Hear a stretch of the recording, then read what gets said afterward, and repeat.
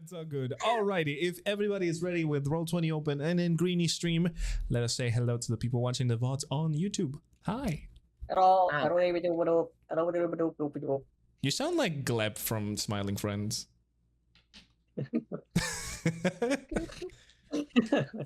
Wow. Very nice, very nice. I don't hear music yet. Greeny has now played the funky music, actually. Okay, good. I just wanted to make sure that it wasn't my brain maybe forgetting. I will strangle you. No, okay. Well, anyways, let us roll a d4 to see who gets to tell a story for the chat today.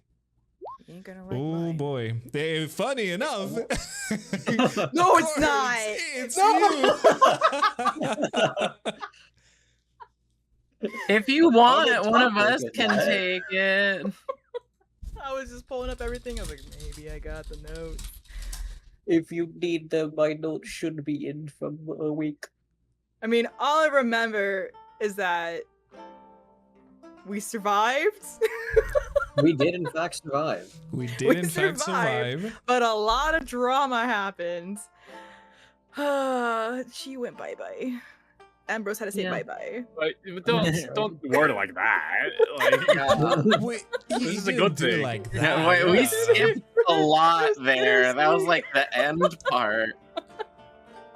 I mean, that's fine. Hey, if you guys want to help out, it's all good. That is all good. I mean, it's fine. I don't mind. I'll just stick to complaining. Damn.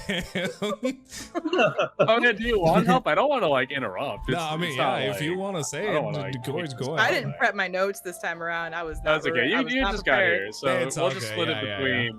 We'll split between. Yeah, as Chad is saying, Quartz does get a mulligan. Okay, the Brennan Lee mulligan. Yeah. Oh. I don't think I actually sent my notes last time. I can't find them. I was looking for them. Didn't you send? So I thought I sent them. Okay. I'll take it from the top. Okay. You're never gonna stop.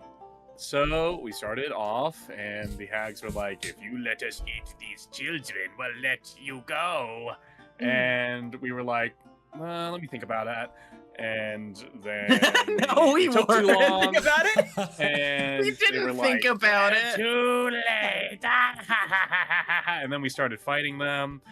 That poor hag child, I will say, like they got destroyed the first round, and then they came back, and then like Ambrose's mentor just like went to town on them.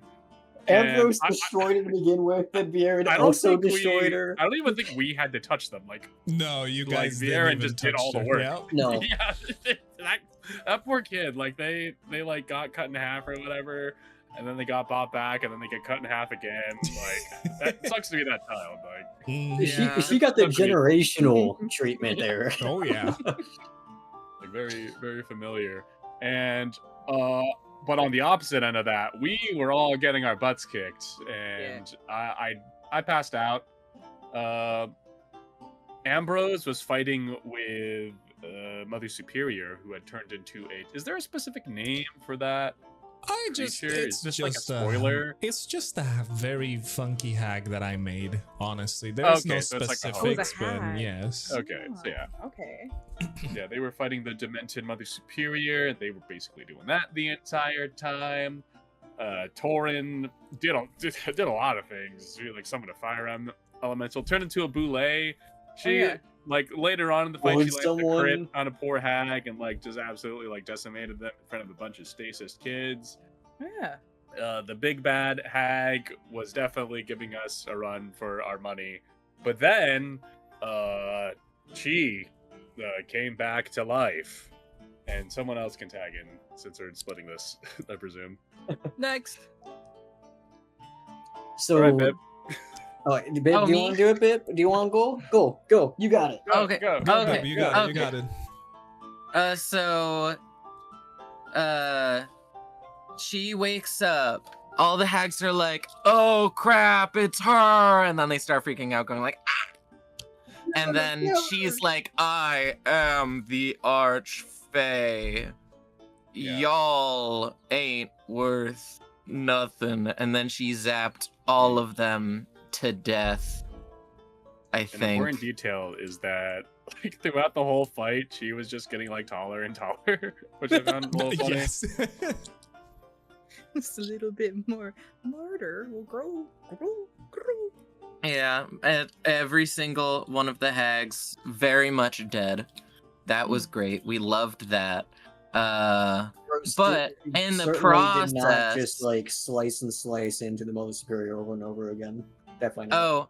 oh, that did happen. Yeah, after Mother Superior died, Ambrose was just jabbing and stabbing like long after she had already passed away. Meanwhile, I believe Rexmoa did a windy like thing. The winds of Aura.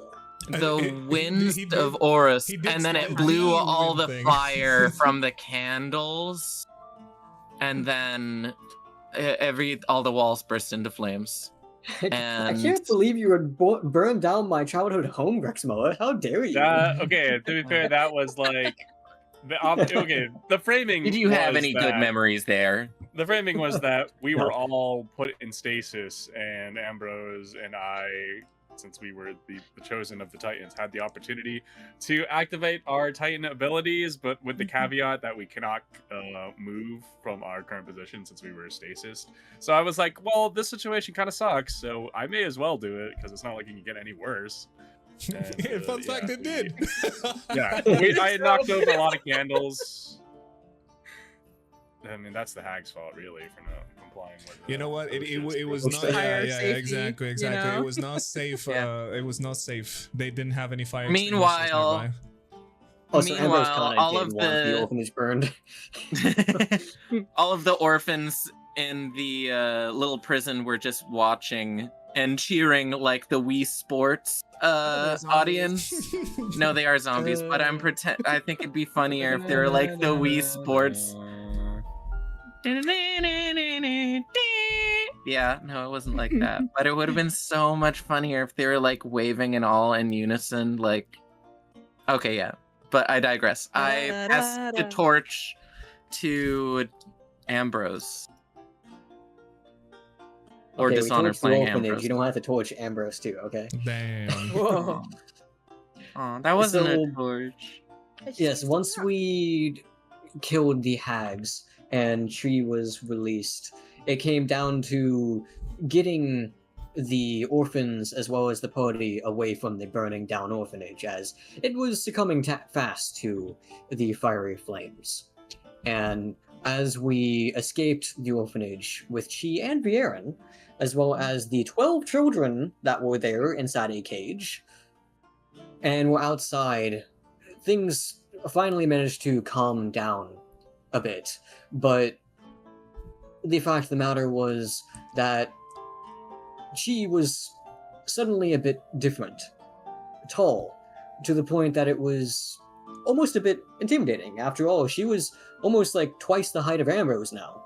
And Viren also looked very, very, very weak.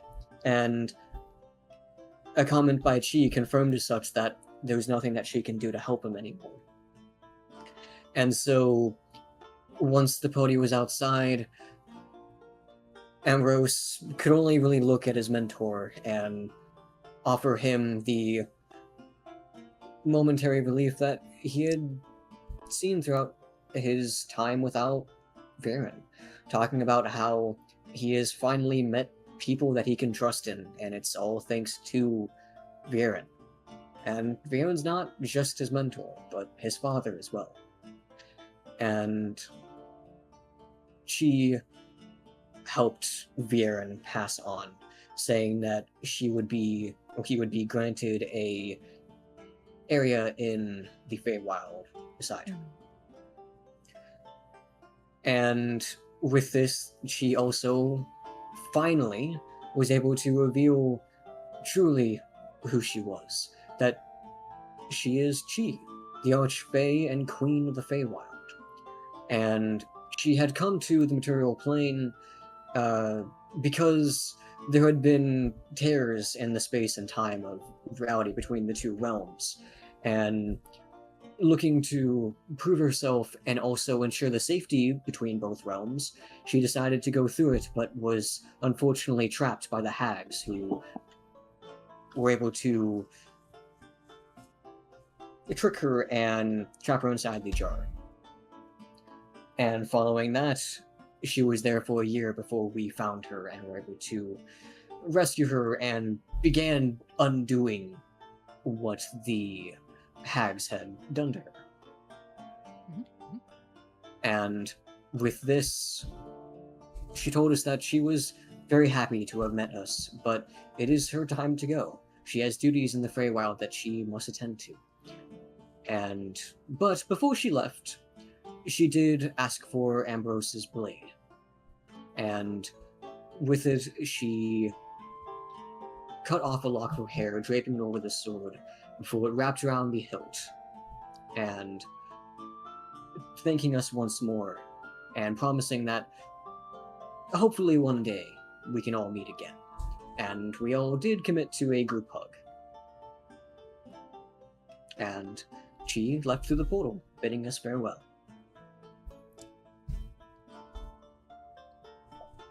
That is pretty much what happened. Little reminder. Also, I need an AFK. Oh, that's okay. Little reminder for all of you guys, if you're not on Greeny Stream or on Roll20, you know what to do. But yes, you guys are now standing outside of the past orphanage of Ambrose, his childhood home, where, you know, he's had to live a rough life.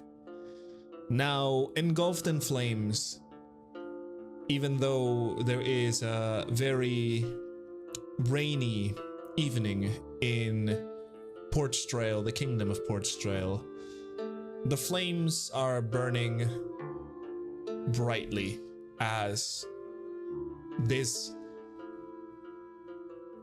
past of Ambrose is consumed. You guys are now have witnessed the departure of your companion Chi and the passing of Ambrose's paternal figure. And now you are outside of the monastery with around 12 orphans that are scared and lonely now that things have started to calm down.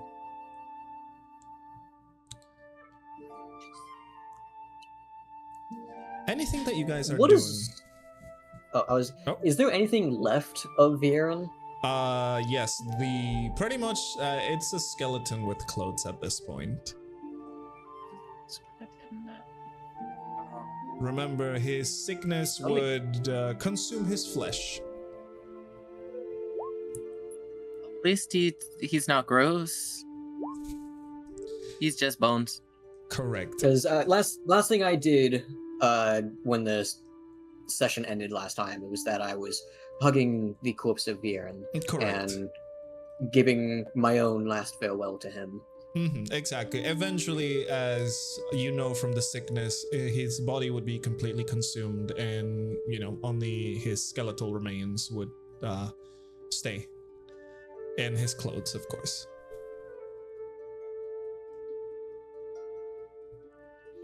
Rexmoa would be definitely tending to the orphans, making sure none of them go astray, probably trying to reassure them a bit, asking their names. The orphans are confused and scared because at one point they were just, you know, doing their own daily things, and suddenly they just woke up in a cage in a burning building being escorted out by, you know, adventurers in a very large ferry.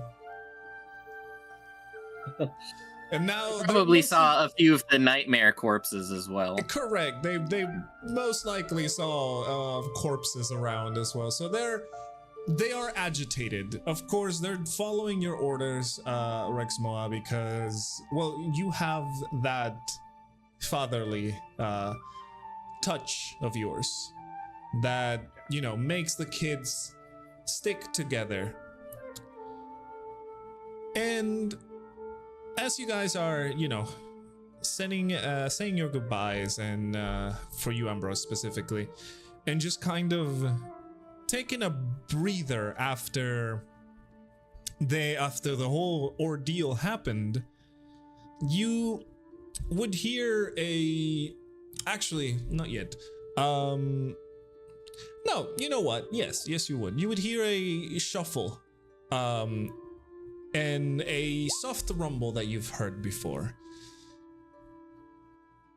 And your hooded companion, Rin, would step out of some corner from around the area. Upon a quick glance, you can tell that she has been looking at you guys from the way that she just kind of steps out. You don't know for how long, but she has been observing. Creepy. She is notably not happy, crossing her arms over her robe, and you know, while she's mostly covered, you can see that her tail is whipping like back and forth, kind of like an angry cat. And she approaches the group and says, "Right, so I told you to lay low and not draw attention to yourselves. I didn't say set fire to an orphanage. And do you have any idea of how many messages you've been sending to me? Look, I do believe that was the intention. I apologize. 6, 7. I said like 8 to 10 messages. It doesn't matter. I cannot just simply teleport whenever you desire. If I am not around, I'm going to take a while to get here. That's why I told you not to do anything rash." Kipper's just going to direct Ren's focus. Do you see these children here? Do these necessarily look like children that were being taken care of at an orphanage? Regardless of why we did it, how we did it, the methods or the timeliness of it, these children are now safe. So as much as I understand where you're coming from, I believe we can save it for later and help the children first. She would give you a little bit of a hiss, and she goes, "Well, you are right. Even though now this," and she gestures over to the burning building behind you, "is a very, very big issue." And she goes, "Okay," and she starts like pacing slightly to the sides. Kipper has can Kipper run into the burning building? What are you trying to do in the burning building? Hag nails. You are not getting anything from the building, my friend.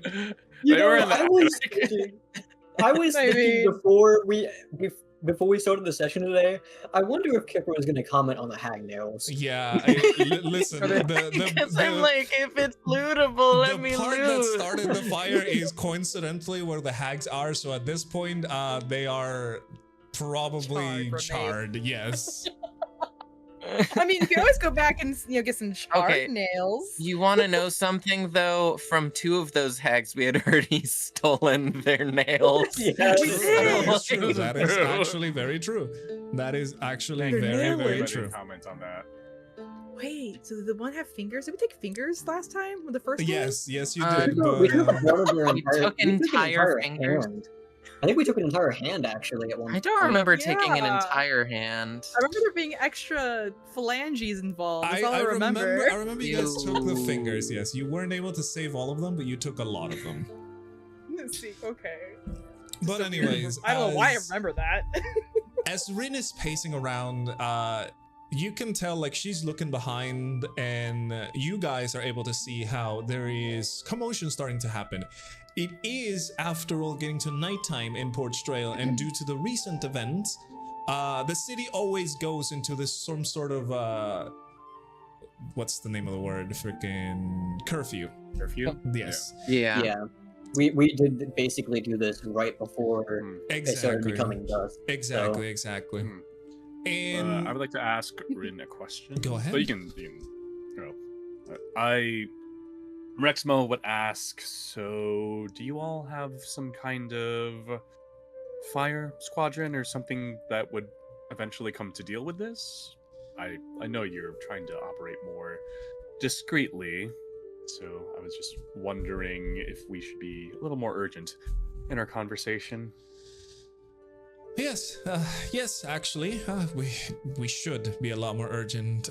Okay, and you can see that Rin would bring her hand to her ear, and her earring emits a very soft glow as she touches it, and she goes, "Hey, B, we are into some real crap right now.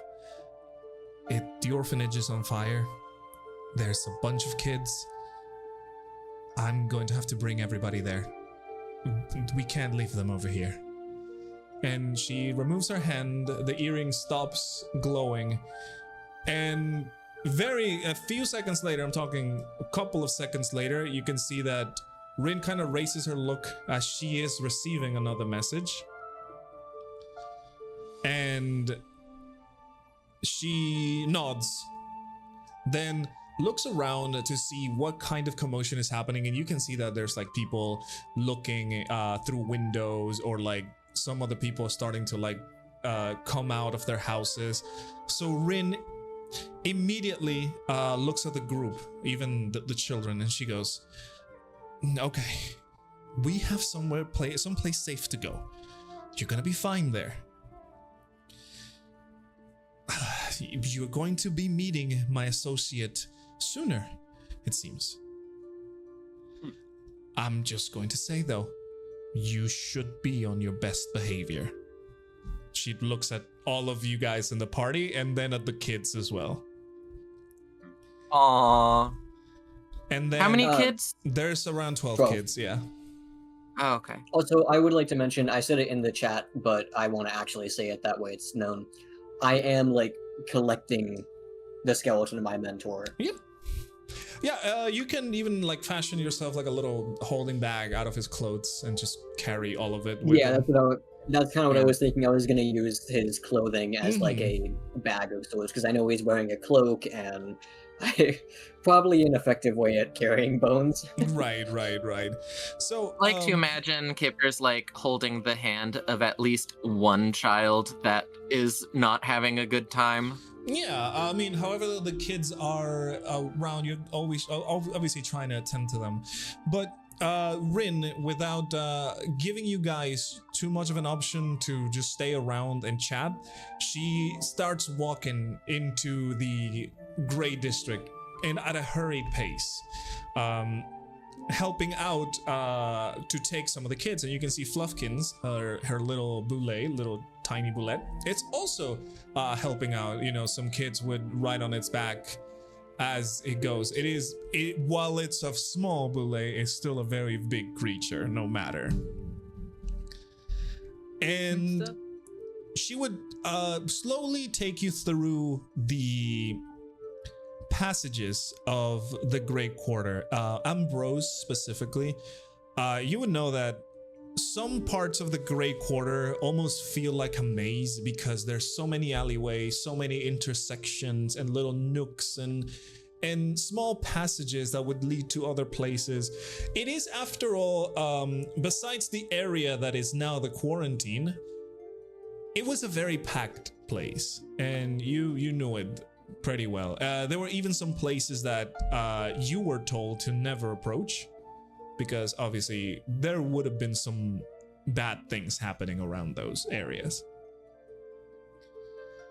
Rin doesn't say much, and it is mostly trying to help all of you guide the kids and everybody else around as you all move through the alleys of the Gray Quarter, the Gray District, at night. Well, not at night, but the sun is setting, which is another reason why Rin would be, hurrying everybody. The kids generally are following at your pace. They continue. Some of them stop a little bit, but they just keep up the pace. They are all scared. They don't want to be left alone. They don't understand what is going on, and seeing you guys and how you rescued them brings them safety. Also, Rin would comment to Ambrose how they would bury Viren soon. Eventually, as you guys continue going through alleyways and passages to, as I mentioned before, Ambrose, parts that you probably have not seen, you reach one of them, a lonely alleyway that has a single hatch. Rin, just like as if it was nothing, with so much confidence, just walks up to it and opens the hatch. Below, you can see some wooden stakes that lead onto another dark passage. And she obviously would kind of rush everybody in, help out the kids, and get you all inside of this hatch. As you enter this place, it is some sort of underground passage of sorts. Rin closes the hatch, behind her after everybody is accounted for.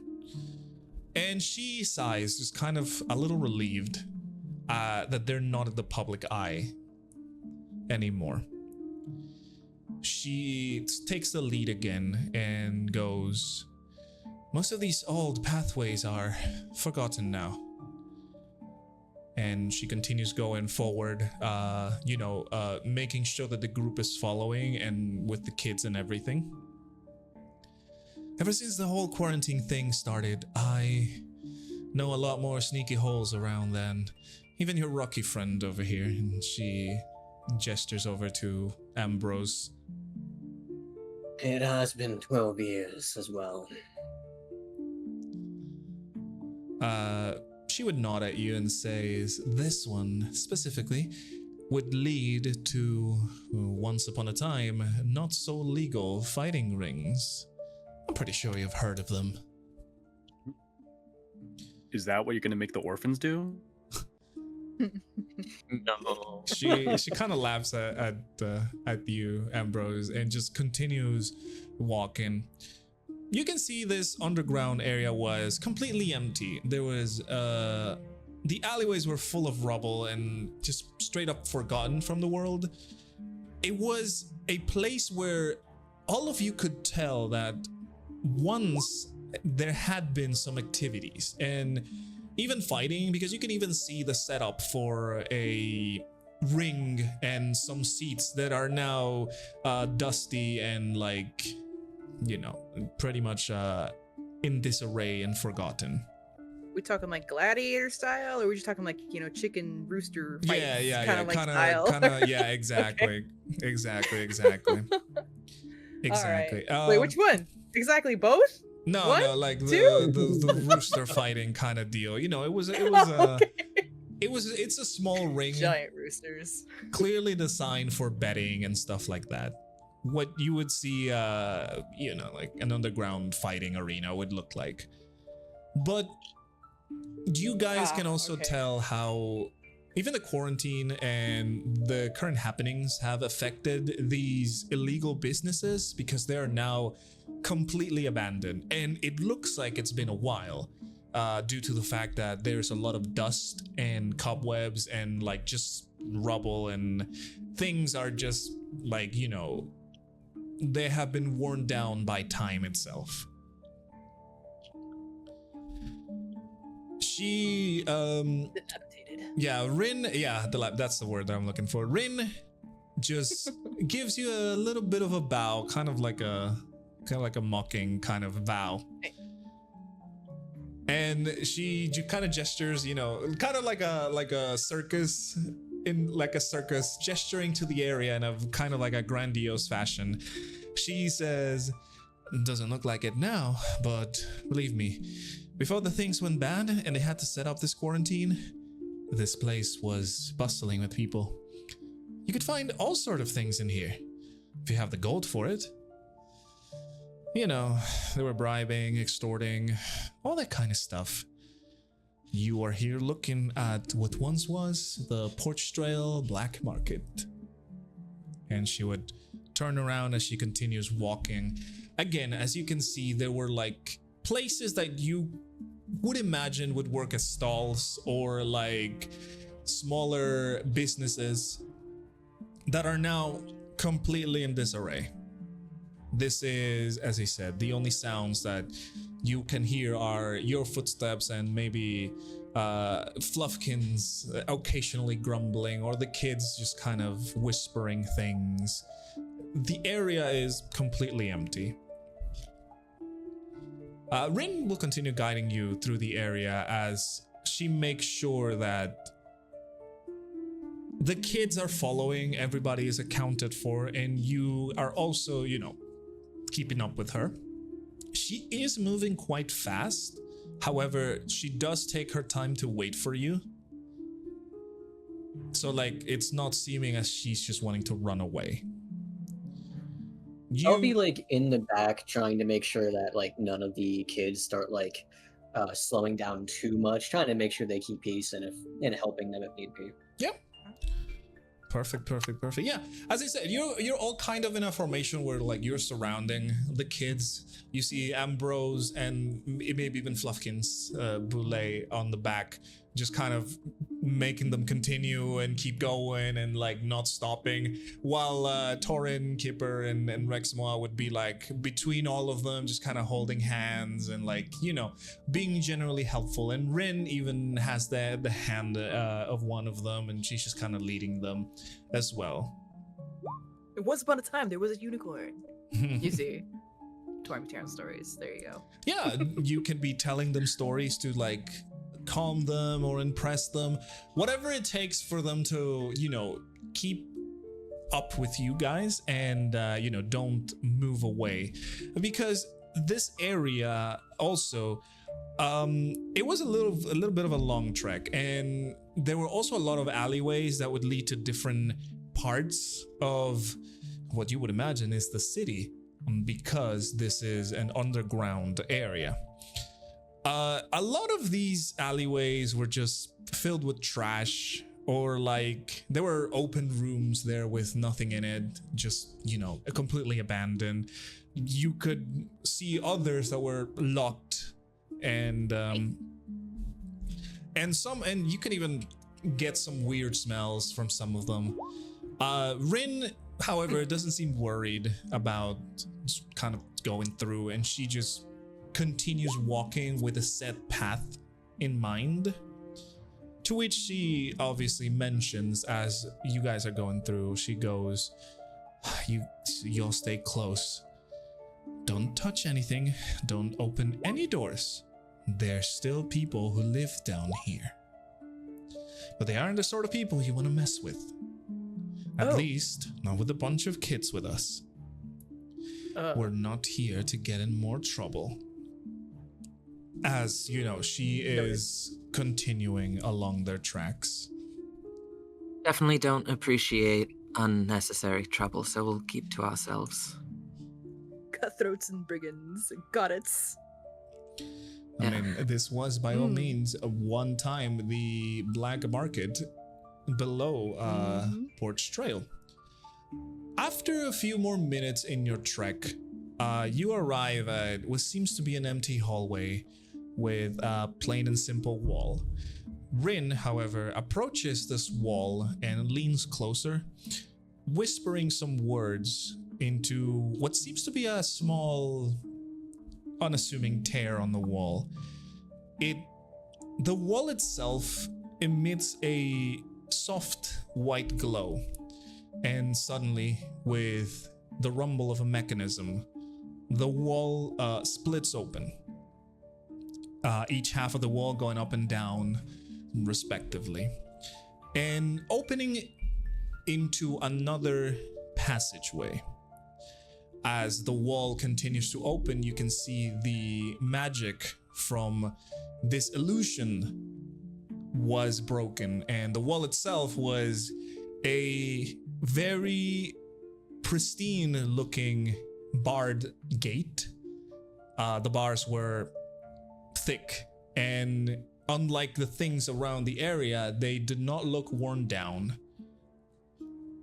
Besides, the bar had in its center almost a weird locking mechanism that emits this white glow, which for you guys would be interesting because you know that whatever technological things are being used around here usually emit this blue glow from the power of stratagem.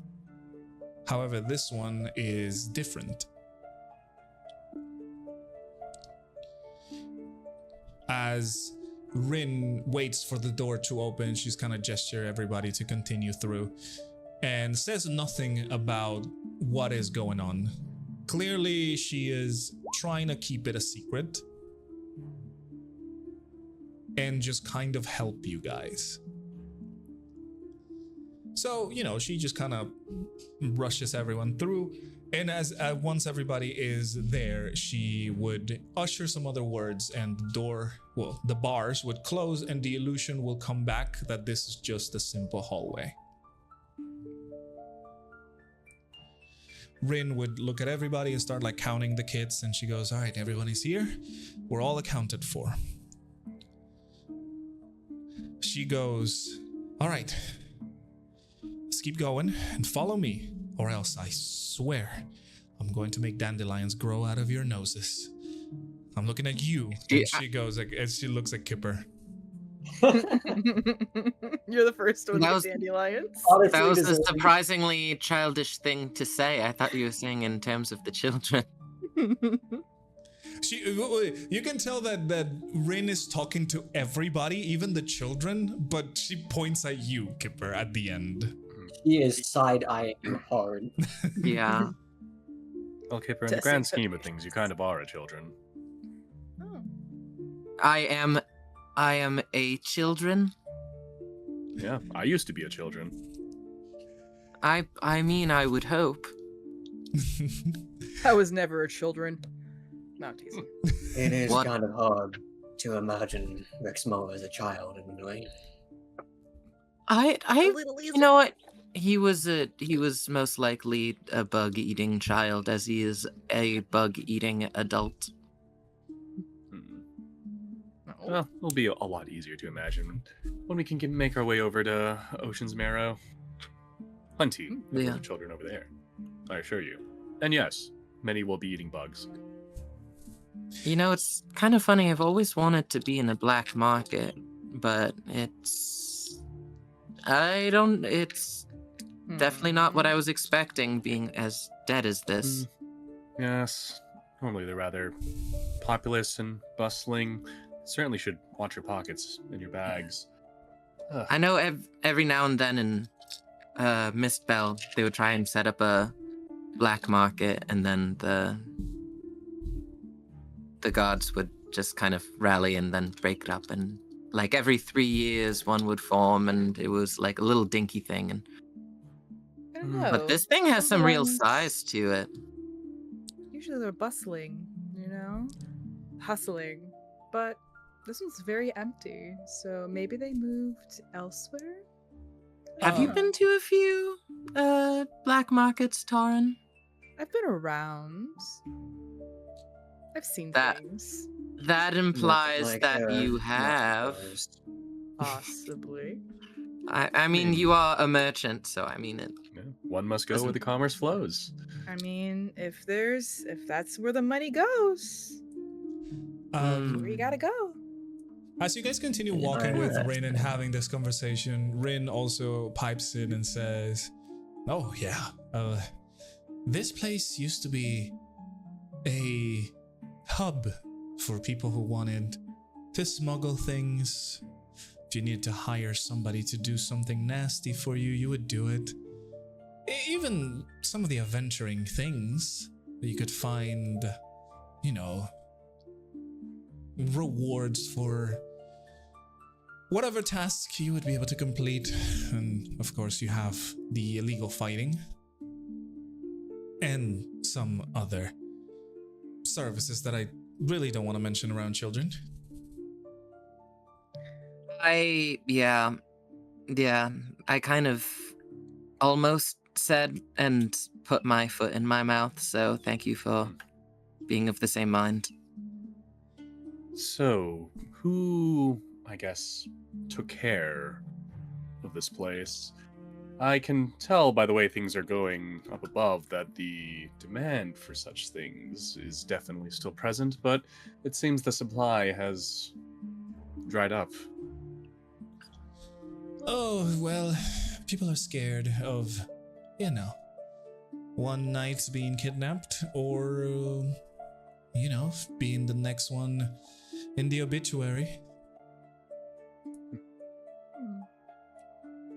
Even Makes sense. the toughest, most vile people had to, you know, vacate the place. I mean, if they have no one to sell to and no one's buying shows at whatever fight, I guess it's not monetarily viable. Guess most of them kind of like went to other cities or took to the seas, you know? Some of them still But take who some is- shady deals in the surface, but, you know, it's not as grandiose as this was. It's usually just a simple hush money or, you know, passing things under the table. So, the Mother Superior had been on your radar for a while, hadn't she? Well, we definitely had theories about her, but again, this is something that I would like to discuss with my associate. And she says this as obviously you guys are continuing your walking.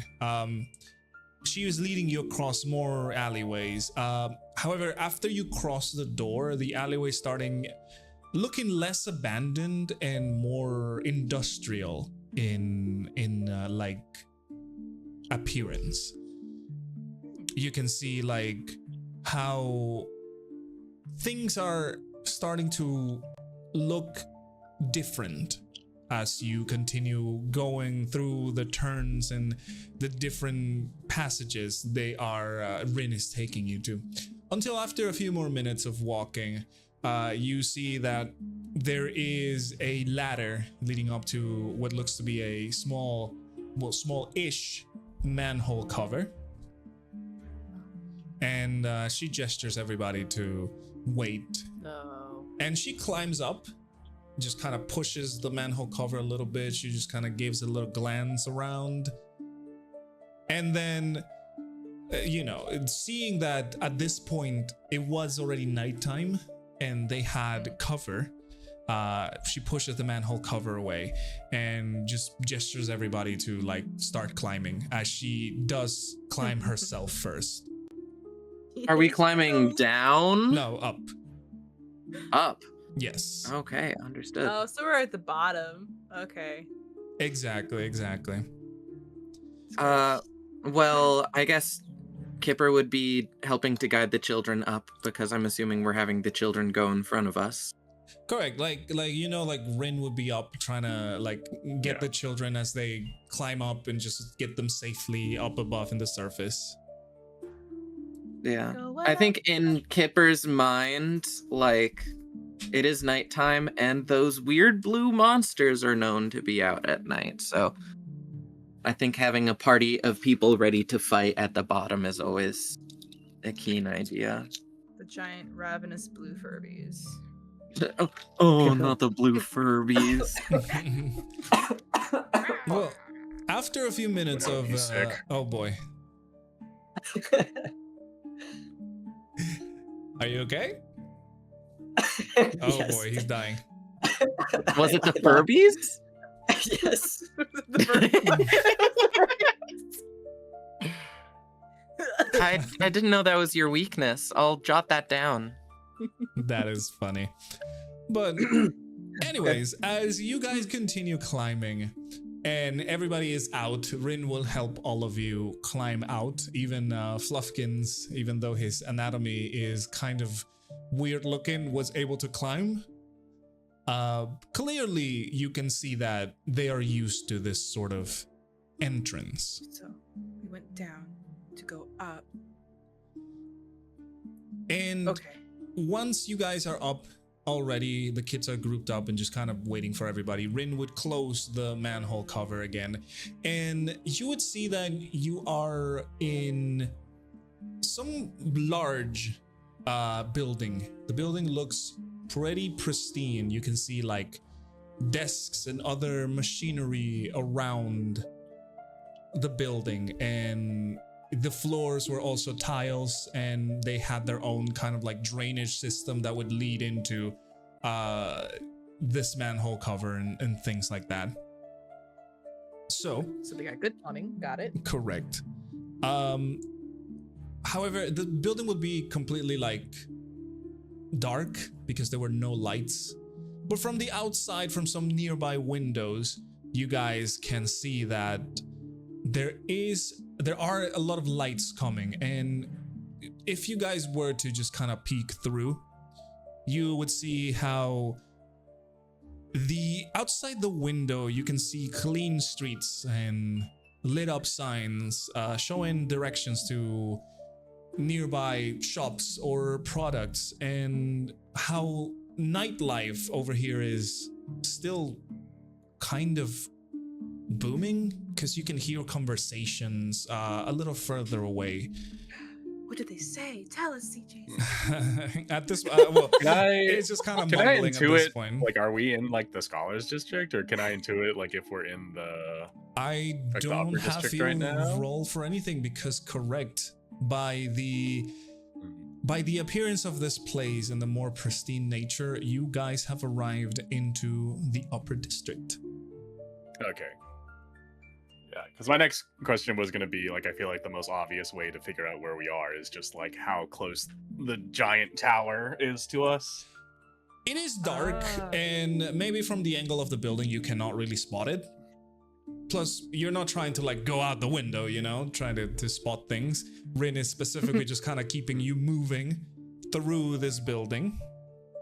All right. I would just ask her, are you sure that this is a good idea? We kind of stick out around here, and I know that the upper district is reserved for, well, I guess the favorites of the saints. She nods and says, look, it's going to be difficult, but my associate lives very close by. It's just a short walk. So please, I know things look very interesting and everything is new and cool and nice, but I need you to keep together and don't touch anything. Okay? It's uncomfortable. No I token dislike this nada. feeling. Understood. She You hear that, kids?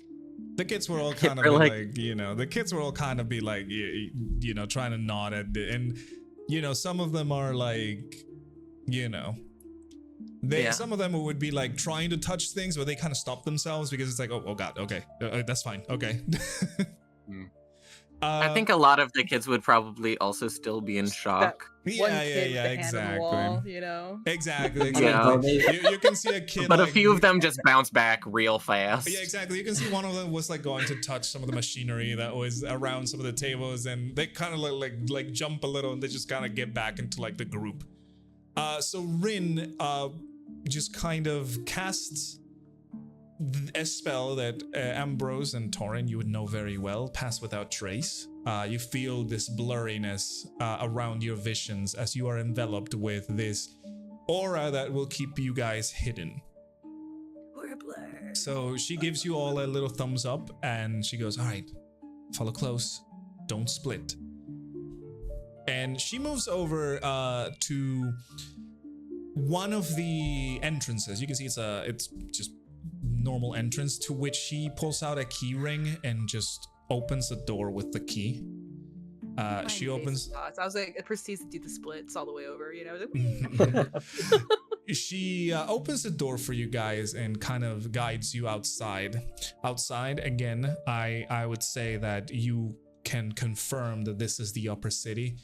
From the looks of things, it is a lot more different than when the lower city looked like. You can see there's a lot more technology and a lot more refined things everywhere. The streets look clean.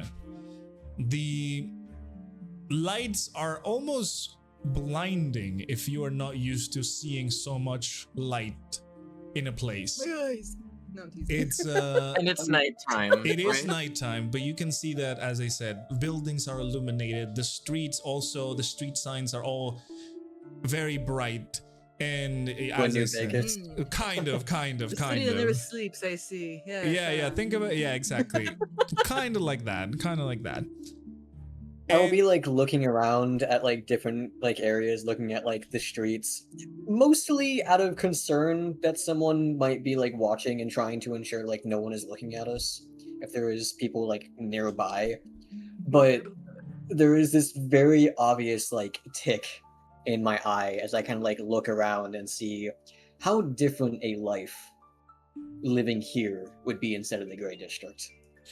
Correct. And as you guys exit, you can see that this is like a larger building, kind of like a compound of sorts. By looking at the machinery and all the tables and all the plumbing and all the mechanism, you can tell that this is some sort of research study of some kind. There were a lot of like mechanical things written on boards and some other stuff that, for you guys who are not really well versed into what is constructs and automation, would be a little bit of a foreign language, but perhaps for these people would, make total sense. So try to make out, is that an airship? What is that? Yeah. You can see like diagrams of stuff, and you're like, oh, I don't even know what I'm looking at. Is this a submarine? Interesting, huh? So once you guys leave, Rin would take you again, like through the streets, trying to avoid the more populated areas. You guys would be able to see in somewhat of a distance, not too far away, there would be people around and automatons walking like nothing. But because of Rin's spell, you guys are mostly safe from being spotted. She is making sure to stay with the group and to keep everybody together, mostly within the area that she is, emanating from this spell. They're just scanning. No life forms detected. Maybe. But yes. You cross a few roads next to this compound that you guys just exit, and you see a very large building with an iron gate. The gate is obviously a normal, simple barred gate, but on its door, there isn't a metallic emblem. It is a round emblem that depicts what looks to be a dragon head with one of its wings kind of going around. A dragon, you say? And Rin moves over to that door, pulling out the same key ring, and with a larger key this time, she unlocks it and just kind of slides it open for everybody to go inside. Obviously, you know, kind of like ushering you to like move. Come on, we gotta keep going. You know? Aw. And I weren't Dalmatians, the little puppies. Little, hurry up. yeah. And inside the gate, Sorry. it's all good. And inside the gate, you can see the courtyard inside was very well kept.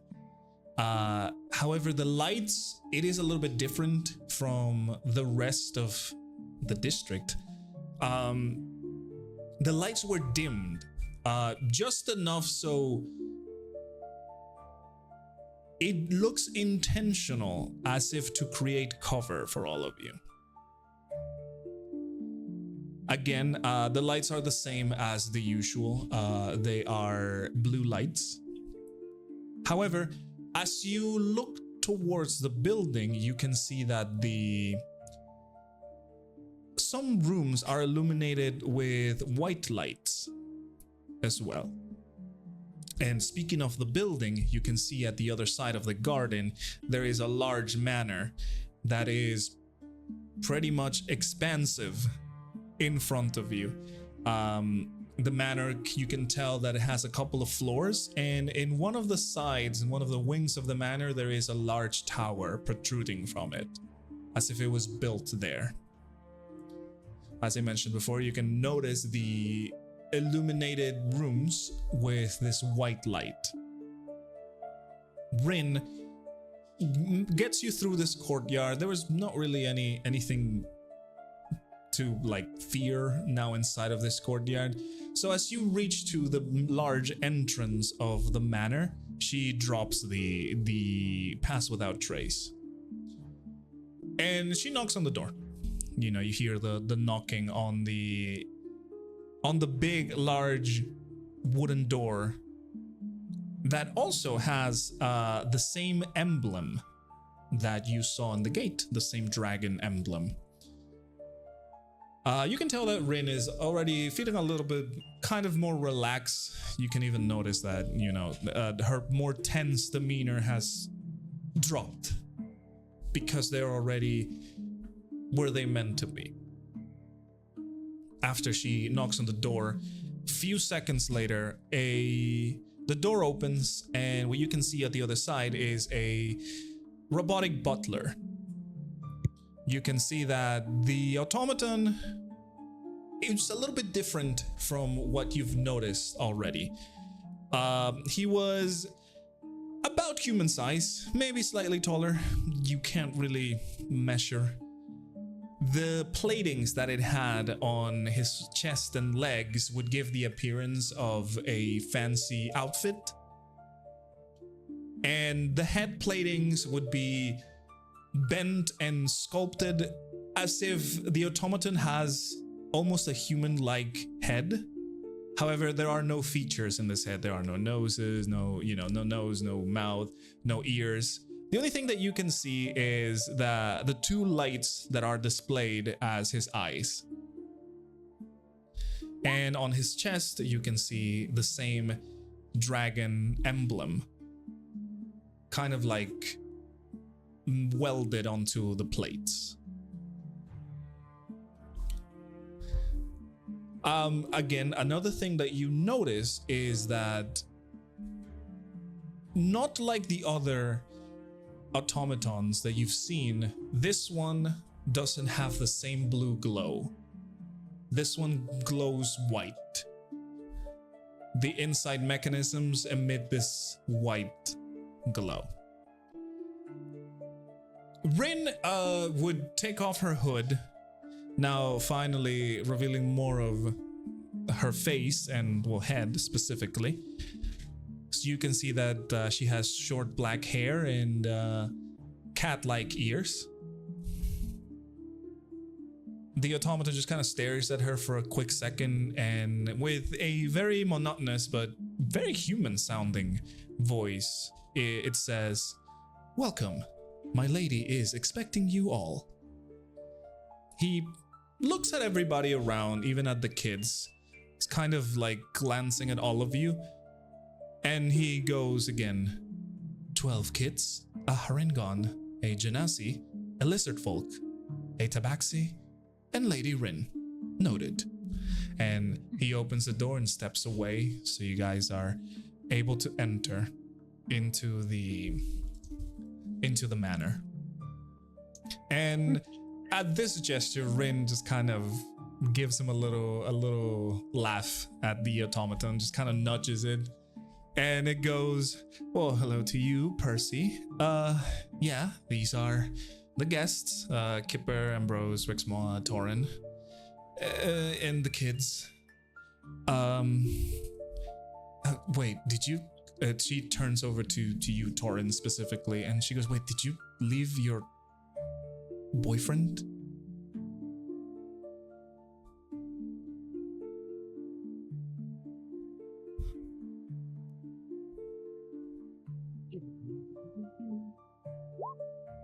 Oh, she's muting. I didn't see that. And, I heard someone like disconnect and reconnect. oh, that might have been her. Issues. I hope ain't that bad. I'll go and say he was a bit preoccupied with some other things, so he did not partake in what happened tonight. Right. Okay. Never mind. Okay. Well, these kids, she looks back at the automaton, by the way. These kids don't have a place. Could you set them up somewhere, Percy? I can take them to see your lady. And Percy, the automaton, which, by the way, I need to show you a little picture that I have. Sorry, I did not do that.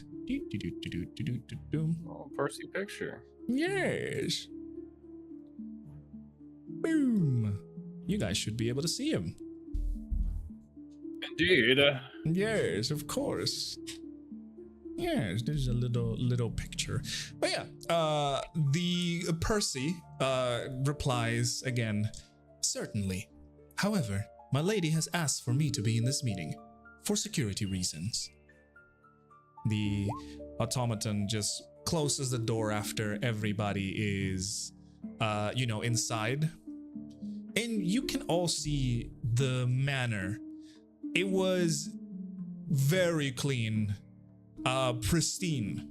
Marble floors were lining the entire lobby, and you can see pillars carved holding the walkways to the upper floors. There is a main stairway that splits into two paths to each side, and the foyer had some doors also to each side of them. The automaton directs you all to one of the side doors. You can see his demeanor is very akin to a butler. He walks with his arms behind his back in a very, straight posture, always looking up. And he opens the doors for you as you approach. And you enter this doorway, and you can see just a simple long alleyway with another set of doors. And once everybody is in, obviously Percy closes the door and starts walking. Rin follows Percy and obviously makes all of you follow.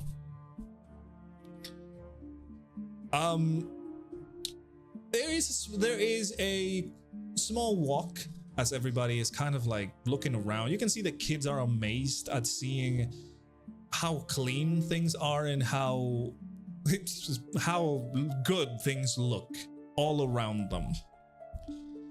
It is until you reach the end of the hallway after a turn where there are some double doors right in front of everybody, to which Percy stops and he turns his head to look at Rin and goes, "My lady requested to speak with you for a moment before introducing our guests." And Percy would open the door slightly, just barely enough so Rin can just kind of sneak through. And she just kind of nods and goes inside, and he closes the door. Now he turns around over to the party of heroes and the kids, and he goes, "My apologies. It will only be a moment." And you can see him standing there in front of the door, hands behind his back as usual. So, Lady Rin, huh? And are you saying this to the butler? Yeah, I'm saying that to Percival. The butler turns to look at you, Rexmoa. Obviously, the two lit up eyes go, "Lady Rin does not like to be addressed as lady. However, it is in my programming to be very courteous to everybody." This is noted, Percival. This isn't Rin's house, is it? The robot would turn over to you now to look at you, Kipper, and it goes, "No, it is not. Lady Rin just lives here, but it is not her domicile." Could I do like a history check or something along the lines of that to see if I can recall what family this emblem with a dragon's face on it could be?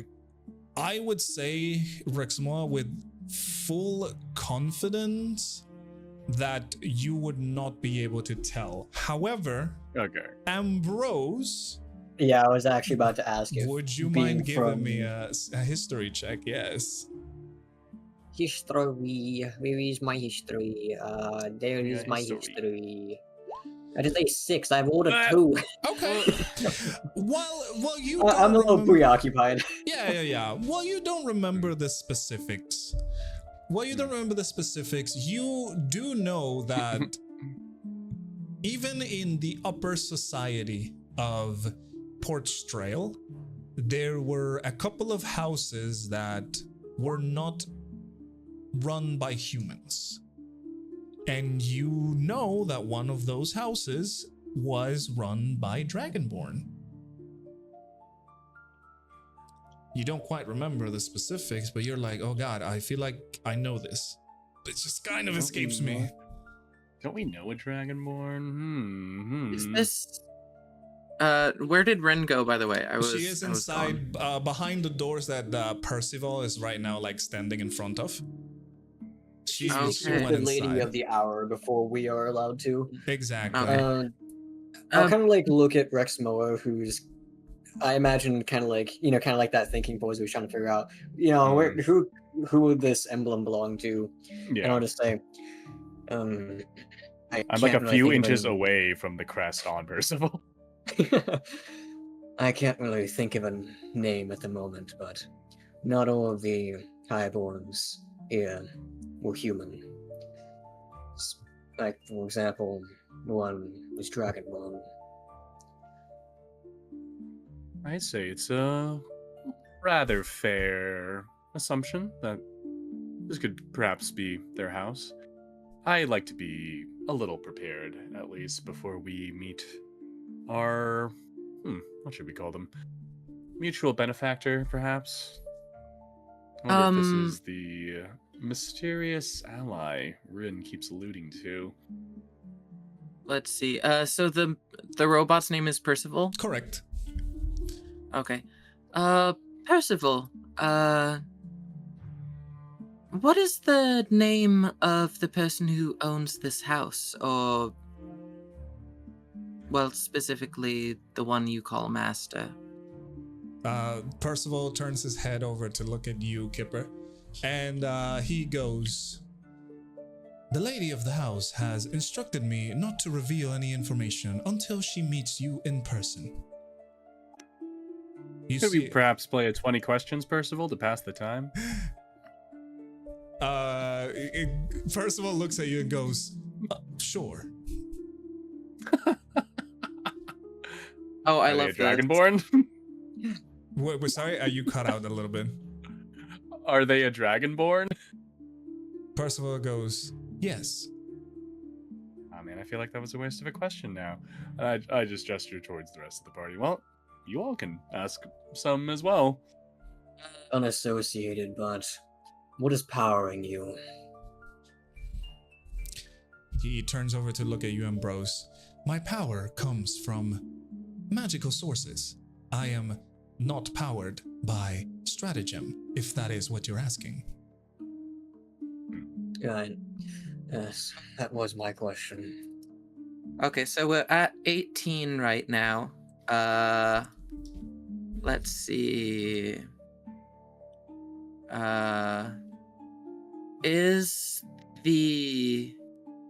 Is your master a mage? You can see Percival looking again and goes, in a way, yes. That's it's yes or no questions.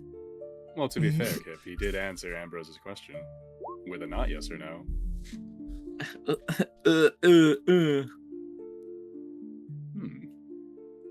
Well-established family, dragonborn. I believe it is Taurin's turn. If you need time to think about a question, or if you can't speak right now, we can circle back Oh around. yeah, to me. totally. Yeah, it's all good. It's all good. Also, Taurin, we're kind of just like in like a hallway. There's a door in front of us and a door behind us. We don't really have anywhere to go. Oh. It'd also be kind of rude. Yeah. No, Well, it's you- okay. Asking questions to you guys too? Oh, sorry. To be fair, you were preoccupied with the phone call. Yeah, So I know. It's all I good. was. I was like, ah. Sorry, I had Okay, it's to all good. answer that one. But did anybody ask the name of the Dragonborn already or no? Oh, you can I ask. did. We haven't asked this. No, I did. For 20 questions, yes. but yeah. I mean, the answer is we're not going to get an answer because Percival said he's not really Yeah. allowed to give Yeah. personal information. So Oh, okay. Yeah, so that's but good then to know. he's Hmm. giving us personal information in the way of a game. So I think we accidentally found a loophole. Are they? So we're in doing good 20 standing with the questions. Saints? Wait, what's Did that? you guys Sorry? already ask them that? Everybody's talking. Hang This on. is the third question. Sorry. Yeah, you're good. Oh, you're on the third question only. We're on. Okay. Well, we've asked three so far. Yeah. Yeah, so question? this would So the be the next would be the fourth fourth. question. Because this is the fourth question, and then okay. we've asked, is your master a dragonborn, which you did not answer. What are you powered by, which you said magic but not stratagems. Is your master a mage? And his response was in a way. Okay. What is your task for your master? Assigned task. There you go. My master built me with the purpose of helping. What is it? I don't Boy, know. you know how to make them sound vague, ZJ. Your Pulling teeth. master. Helping what? Helping what? Are they involved with the Helping Adventures Fair? What?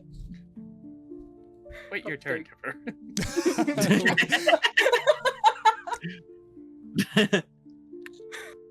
Wait, what did you say, Villa?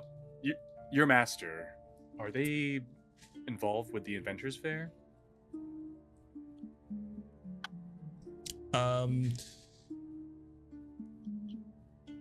Percival looks at you and goes, no.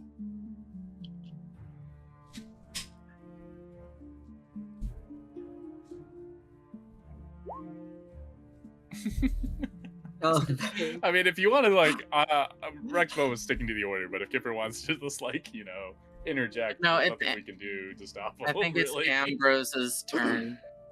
Kipper will wait his turn, but he will be like a little kettle waiting. He just doesn't want to hear mayhaps, but maybe not haps. You see, I don't know, but I really do know. I enjoy the question that Rexmoa was thinking about asking. How does your lady feel about the Saints? He turns over to you. My lady has instructed me to not give personal information until she has evaluated you. Fair. I had a feeling that was kind of bordering the line. get evaluated. Let's see. Okay, that's just me grumbling. Sorry, I'm not actually asking that. And as you guys are thinking about more questions, you hear the door behind him open, to which Percy takes like a step back, or forward, I guess, and opens it for Rin. To which she goes, Rin just kind of pokes her head out, and she goes, all right, you guys can come in. And like I said to the kids, she looks at the kids specifically, don't touch anything or else. But of course, Lady Rin. And Rexmoa bows his head. Now you can see her ears flatten. And Percival would open both doors now, and Rin would get inside. Percival would also step inside. You can see that the room is very dimly lit. There are bookshelves covering most of the walls, almost all the way to the ceiling. A lonely desk in the center with a couple of chairs, and in the back of this desk there was a large painting of 4 dragonborn. One of those had a deep dark blue kind of matte colored scales with an elegant suit.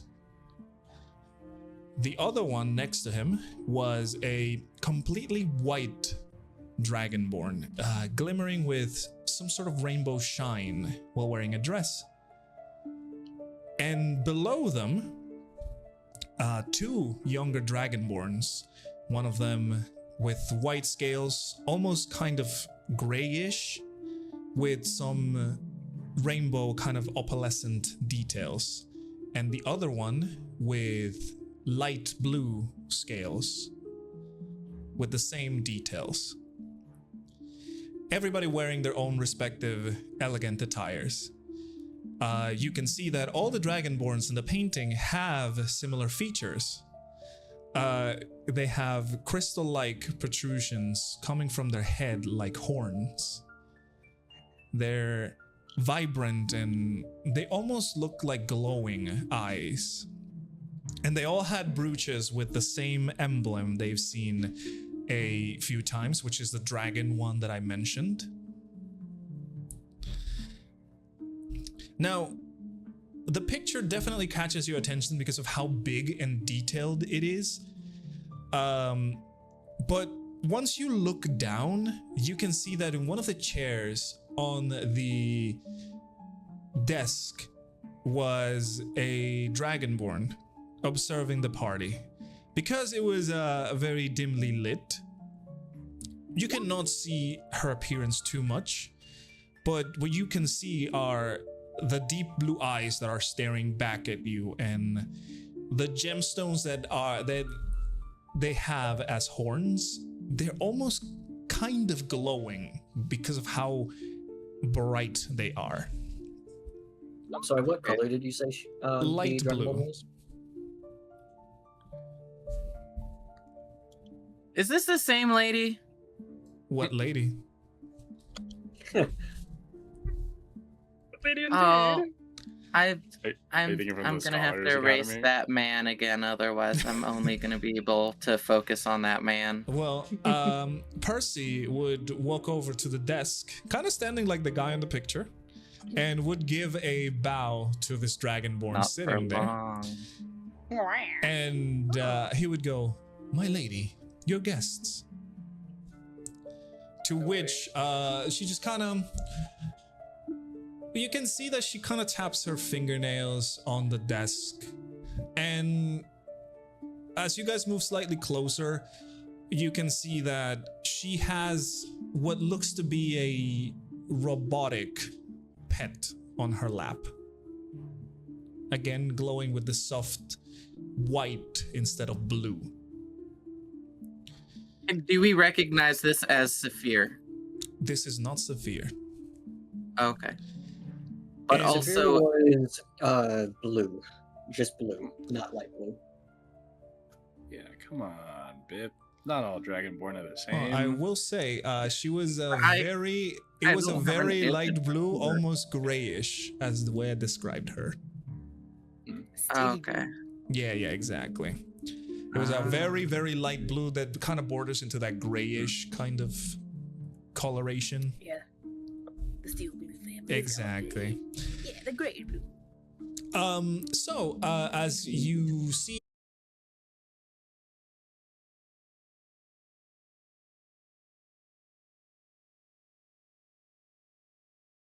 am I alive? Yes, am I alive? Are we live? I can We're hear live. Hear you. you, but we're about Yay. to like not hear you, maybe. Okay, sorry. Okay. Yeah, my internet just kind of And- died for a second. It's all good. And We're the Okay. back. stream is good James too. back. Okay, I think We're we're good. back. Yeah, we're back. I Sorry, was chat. so My internet died afraid. for a second there. It's all good. It's all good. Can't believe you! How dare you! It's just electro waves and Yeah. It was Percival stuff. taking over. Don't worry. Yeah, there you go. But yes, so you hear her voice finally. So we finally meet. You are the ones who keep using the sending stone I had graciously allowed Lady Rin to use. Not to mention, requesting aid from my sister in the Arcane Academy. Her voice strong, echoing through the room, and almost booming with power. And now, you've entered on a situation that has led me to reveal myself and invite complete strangers into the esteemed house, Trishul.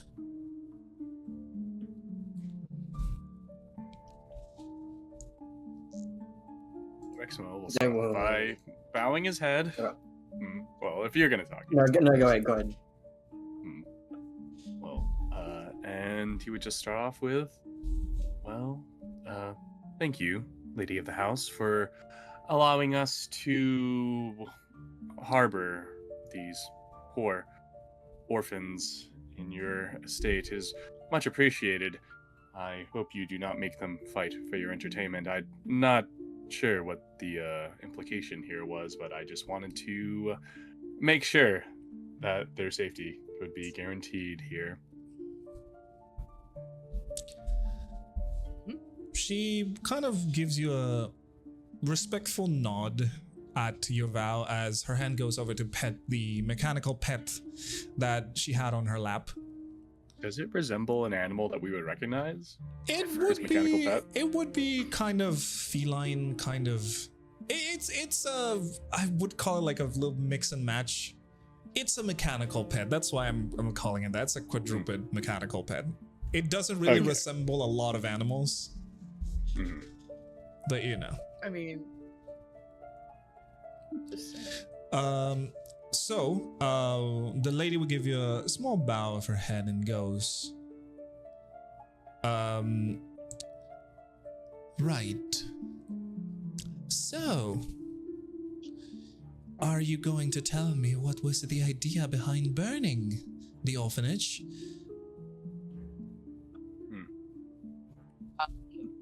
Wasn't That hard design. Yeah, we all start speaking at the same time. Okay, all gonna make excuses Yeah. immediately. The economy. Well, you see, your ladyship, the orphanage turned out to be the base of operations for a hag coven who had recently completed a ritual to ascend themselves, and we're going to, I believe in their words, eat these poor orphans here. And we all happen to be in the area and put a stop to it. The burning of the orphanage wasn't exactly our intention. The hags weren't observing proper safety code when it came to the positioning of candles. And a lot of things happen when you are, engaging in physical, how would you say? Combat. I'd also like to mention that a lot of those are, like, Negotiations. covered in blood as well. because we're definitely like we have not had any time to like do anything. Yeah. Like we got healed, but I mean, I'm This is, like, missing a all majority basically of the my same hit day. points.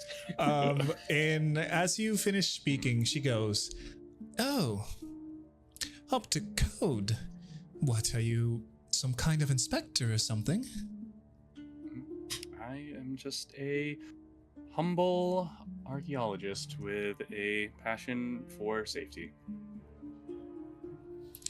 I do believe, though, at least, although it did draw attention, relatively it should seem untraceable to you, and regardless, I'm assuming Mother Superior was a thorn in your side in some way. I mean, at least it was a thorn in your sister's side in terms of not being forthcoming with the practicing mages that were also in home with, I guess, Mother Superior's orphanage. I don't fully know all of the details in that, but yeah. Did you have any idea that Mother Superior was being piloted by a hag? As you're speaking, you can see in your periphery how Rin is just kind of, at first she's just kind of, doing her own thing, then she shakes her head and she just kind of bows her head a little bit. And you hear the Dragonborn on the desk say, "Oh, really? Now that is a very interesting tale. Now, we had our suspicions about the lady of the orphanage, but nothing as crazy as what you're mentioning." I pull the. God, what did we describe it as? Was it a ledger or more of a personal notebook? There was from the Mother the Superior? orphanage ledger, correct, and you had also a note. Okay, yeah. I will produce the Undelivered ledger. letter, if I recall correctly. Correct. You Yeah, should have it on and- your handouts. Yes. We would have taken more evidence if the orphanage didn't burn down, because I would have totally looted their bodies and then sold it for pots. Yeah. And I just ask, may I? And I just if I can approach the lady of the house. As you do this, she looks at Percival and just kind of gestures him, and Percival would move over closer to you and put out his hand so he can take the ledger. Yes. I would hand it over. 2 hands. Yeah, and To she your old would Percy. kind of like inspect it a little bit and then move over back to the what's it called? To the desk and set it on the desk.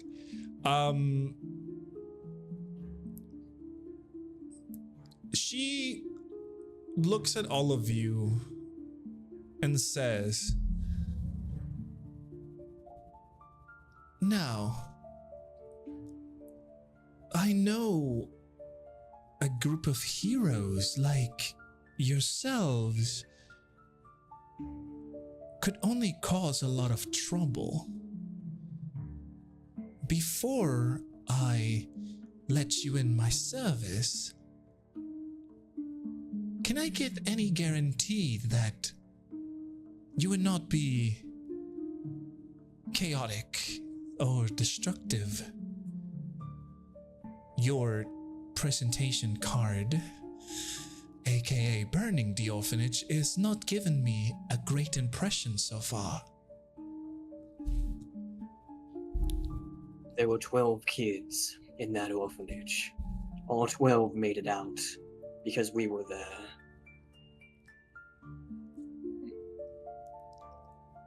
Although we aren't necessarily the best at doing things in a less flashy way, we do manage to get the job done, regardless. How long had Mother Superior and, frankly, all of those things just been a problem in the city? I know that you have a lot of things to keep in check, and Mother Superior isn't the only one on that list. But sometimes, while you are using a scalpel. Dang nabbit, a scalpel. It can't hurt to hire someone to use a sledgehammer in a different part. Something untraceable to yourself. Yes.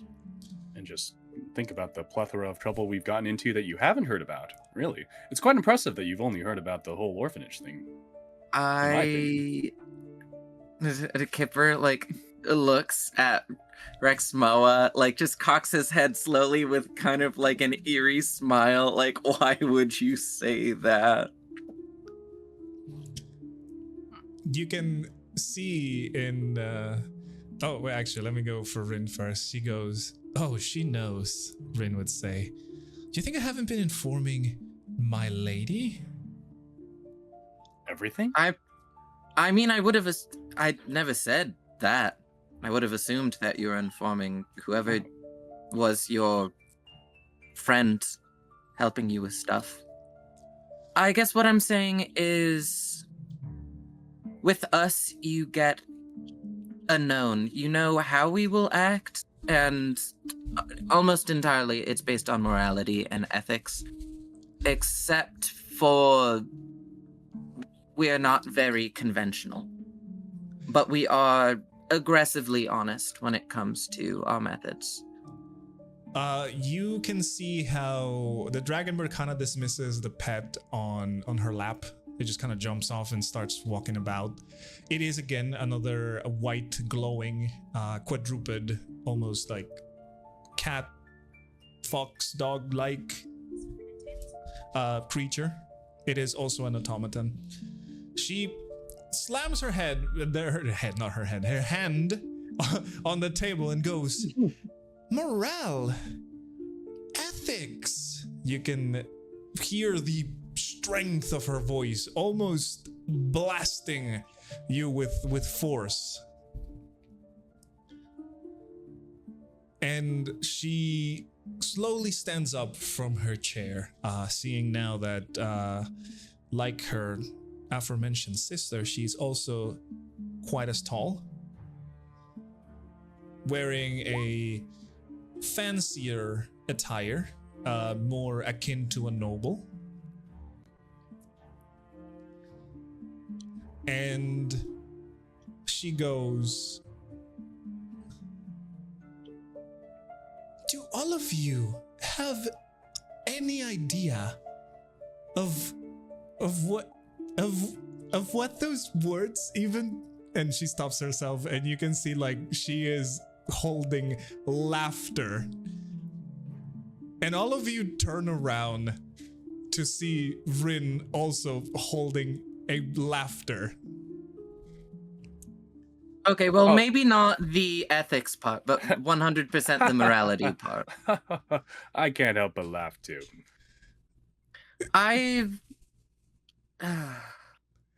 What I guess I will say in this aspect. She raises a hand, just kind of waves, and goes, "No, I can't do this anymore. I can't do this anymore. Percy, could you get the lights, please?" And you see Percival just kind of nods and goes over and turns on the lights again. Is she a trickster? Softer white lights just kind of illuminate the room. And Rin also is laughing as well, and she takes a deep breath, and suddenly her voice is not echoing anymore and not booming, as the spell that she was casting on her voice is completely gone. And she goes, "Hi, nice to meet you. I'm sorry. Me and Rin did a little bit of a prank on you. Welcome to the house. This is the House Trishul. I am your host. My name is Borealis." So you're not actually angry that we broke into that stratagem shop? And you're also not secretly incredibly pretentious? Oh, yeah. no, and you're not angry about that whole... Of course not. And you can see that Rin is taking off her cloak finally for like the first time that you've seen. And after the lights went on, this is what you guys would see, which is a lovely commission that we just got for this specific moment. I thought when you said she was taking a robe off that she was just gonna be like cat person naked. No. Which I didn't think too much of it, to be honest. Outside of the robe, you can see Rin is also wearing a somewhat fancier yet more practical attire, clearly made for mobility. But she also has some bits of mechanical in it. And obviously, you can see now that Rin, the appearance of Rin, she is, for the most part, looks like a tabaxi, but her face is more human-like. And obviously, Borealis at the other side of the desk gives you a bow and says, "Oh, no, I am so sorry we gave you that awful bad impression. I cannot be mean, guys. I really apologize," she says, looking at Rin. And Rin's just kind of, laughing at it. And she goes, but I am the person who has been, delegating Rin to help you out. And Rin says, "Oh, you don't even know how hard this was for her," to which Borealis just kind of nods.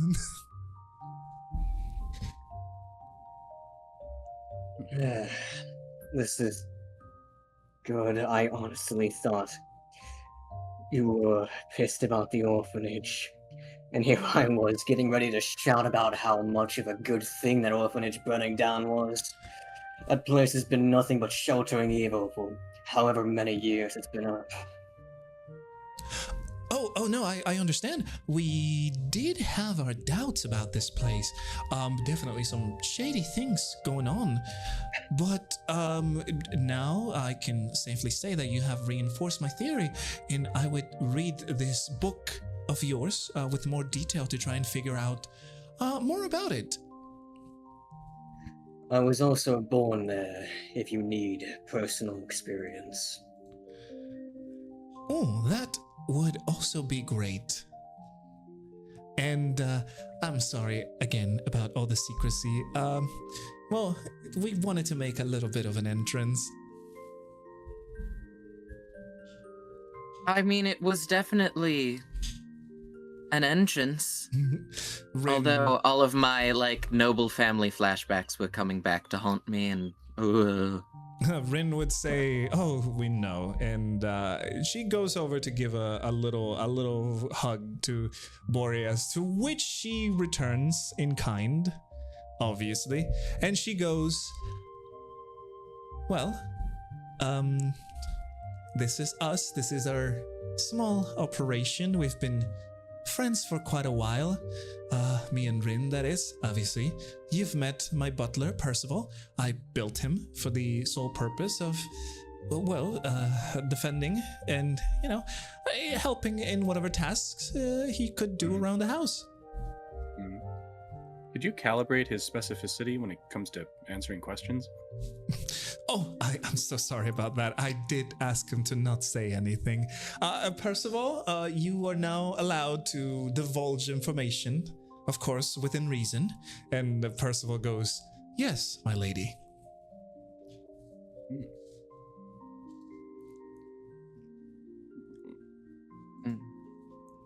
Well, a pleasure to make your acquaintance. You certainly did make quite the first impression.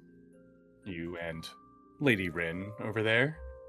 But not to cut into the levity, but I did want to assure that all these children would be able to be accommodated, at least for the day, while we figure out, what we can do with them, really.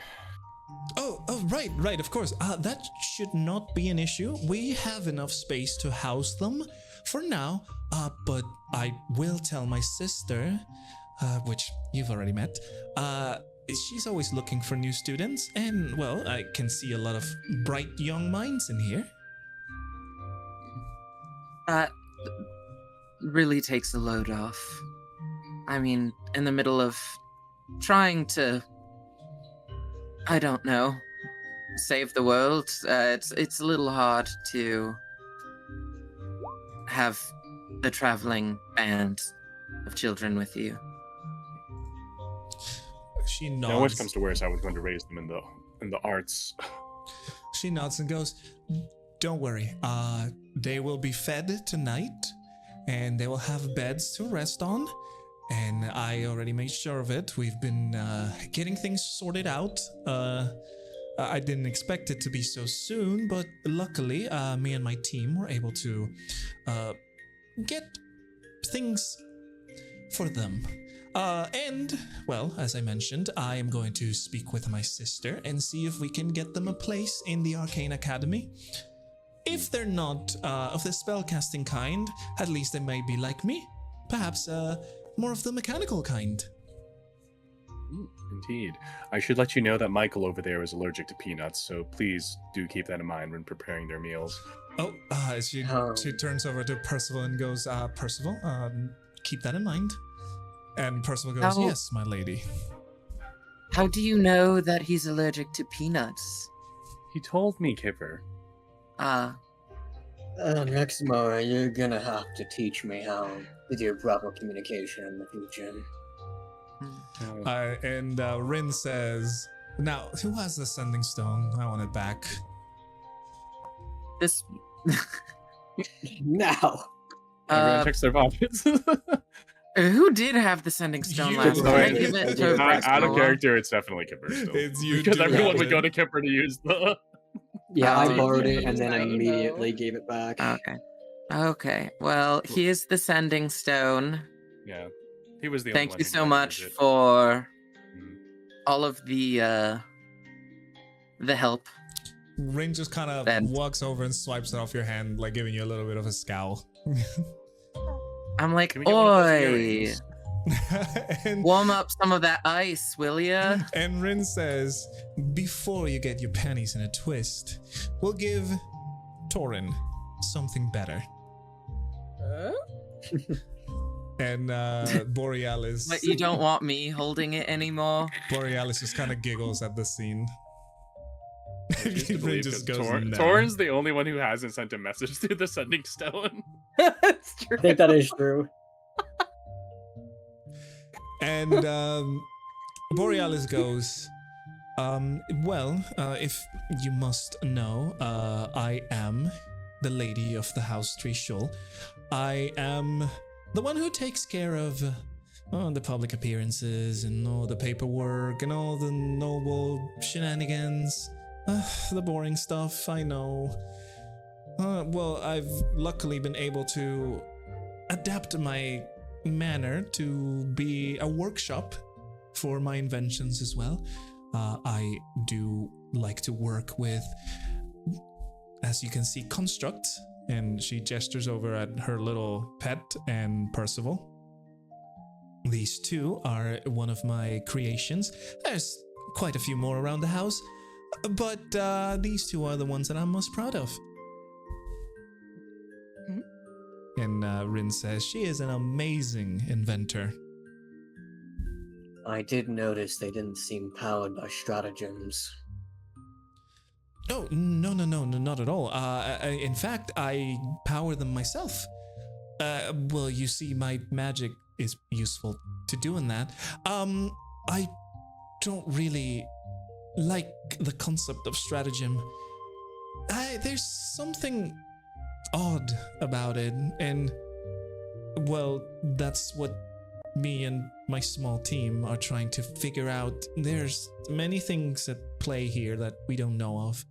So that's why we've been asking you for a lot of information, and really, you didn't have to trust us, but when you did, I knew that you were the right people for the job. No, Then we I feel guess the same about the stratagems, at least. And go ahead, Kip. Oh, sorry. It did seem strange.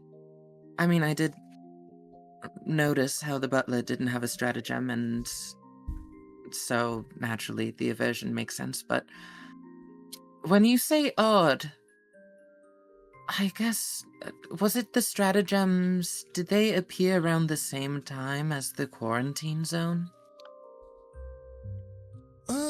Maybe.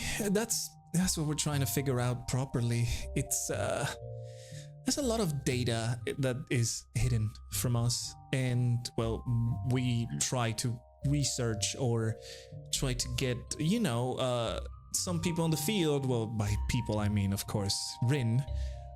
But I can't really do much. I am stuck being a noble and all. Yeah, understood. Honestly, it's that help in higher places that makes the grunt work possible. So, it's well appreciated. And obviously I haven't been in this city for long, but it can use some cleaning up. Rin says, "That's why you got me, Bo." And, she gives her a little pat on the head.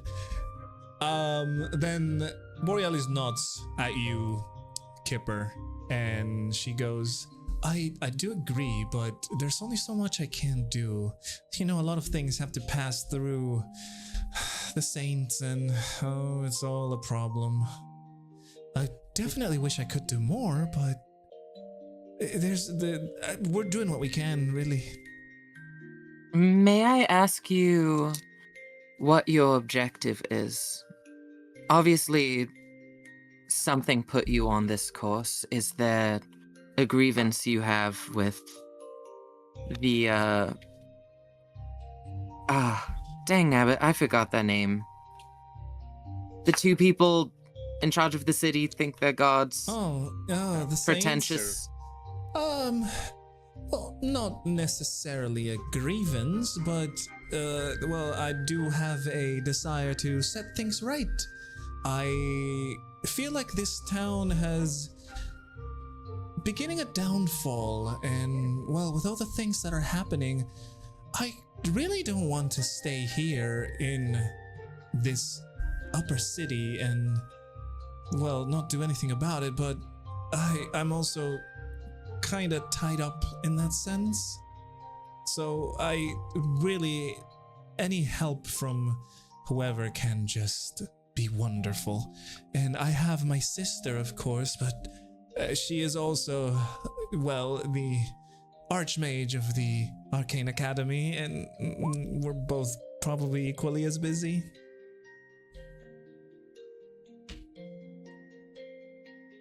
Out of curiosity, the secret passage in the black market, is that your work? Oh, yes, right, yes, of course. It is a very, very interesting combination of cloaking technology with some biometrics added, so Rin could open it, and nobody else can, and you would have to be very perceptive to see that it is not really an illusion. The wall blends in perfectly with the surroundings, and the lock-in mechanism that I got, and you can see, she continues rambling about... Rexmoa is taking notes. Indeed, it is unlike any illusory wall I've seen before in my travels. Quite particular. Now, I'm assuming the fact that you haven't let the saints know any of this is the fact that you also do not necessarily trust them to have the betterment of the city in mind. That is correct. Because they care about anyone but themselves. Rin says, and they won't know. Borealis goes, yes, that is correct. I do have my suspicions.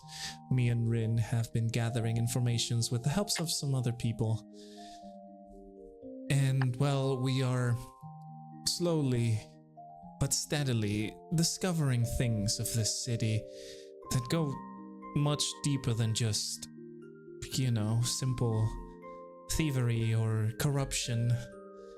This is very bad. That's why I asked you guys for information. And by the way, thank you for the tissue samples. They were very, very useful. I am furthering my research and investigation on this awful plague that is in the city. Oh, speaking of, oh my goodness. Okay. I'm so happy that you got the tissue samples.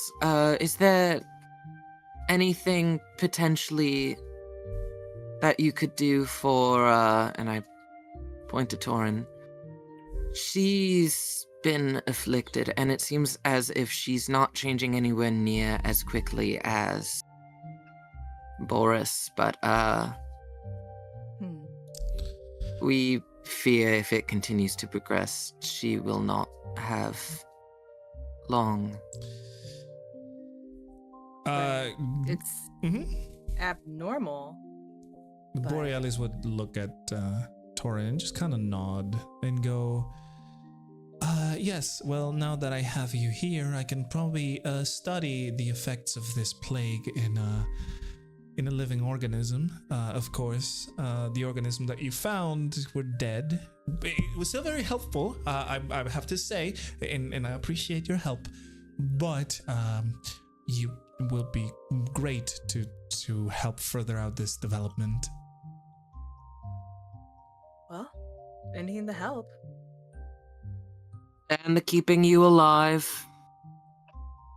That too. That'd be a big yes in my books. Don't if I could worry. stay alive.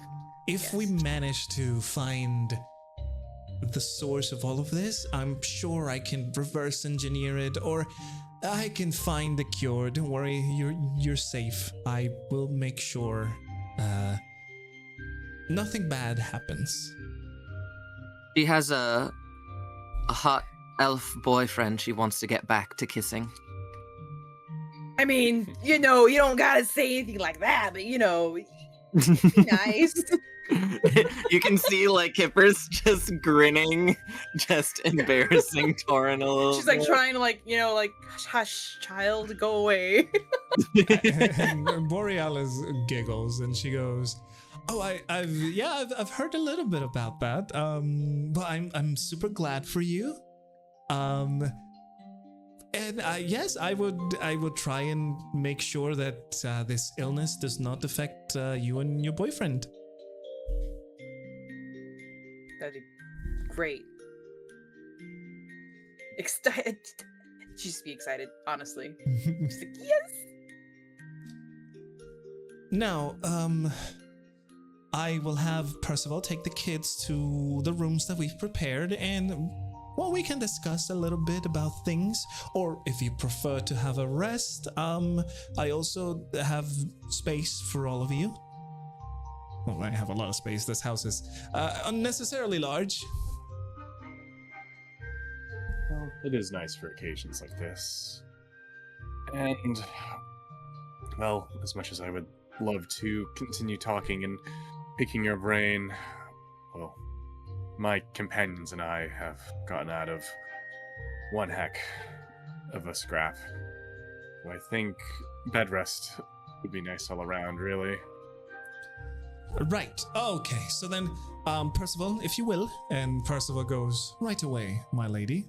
And he starts walking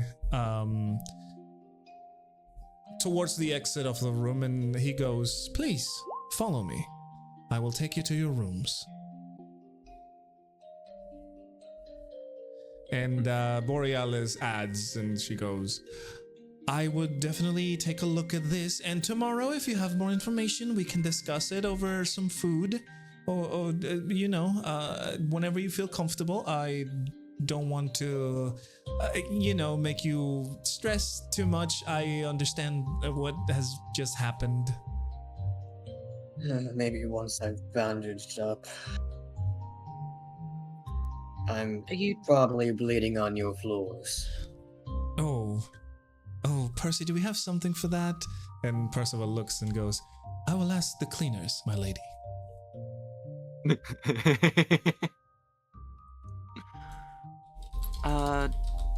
Rexmoa too, honestly. Wait, hold on. Kipper still has like one little healing point.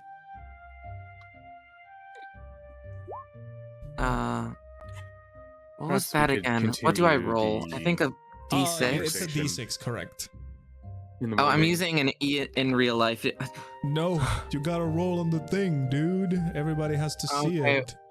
You know what? That's okay. I can totally roll in the thing because the thing I got in real life was not. 4. Okay. Look at that. So That's so good. you see a little bit of mote of light coming out of Kipper's chest. Instead of the usual healing waves of energy, you see kind of like a little, like a little sprite just kind of flow out of his chest and then wiggle around, wave into Ambrose, and you get healed by 4 points, Ambrose. Kind of like move my arms a bit back and forth.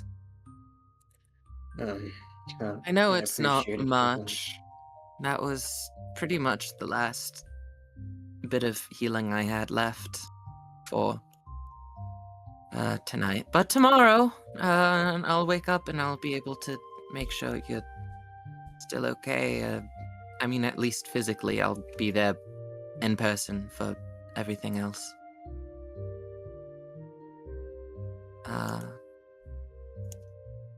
Yeah, but let's get you bandaged up. You want some good berries?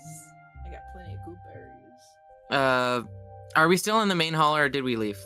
You guys would be leaving with Percival at this point. You can see that Okay. as you guys look behind, you can see like Borealis grabs the book and just sits down and starts reading it. So Kipper wants to do his medicine bandaging on Ambrose because he's literally a doctor, dang nabbit. Correct. While you guys are walking over, you can see the Percival will take you to one of the upper wings of the manor, where again, large hallways with many doors. To which he opens a couple of doors for all of you. You can see there are double bedrooms, set with all the amenities of a normal looking bedroom.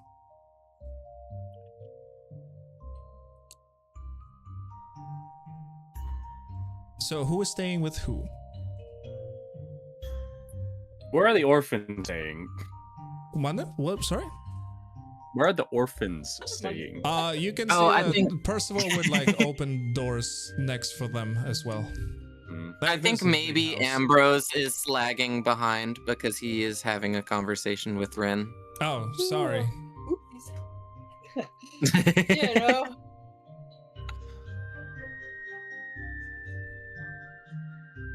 Trying to find a nice little spot.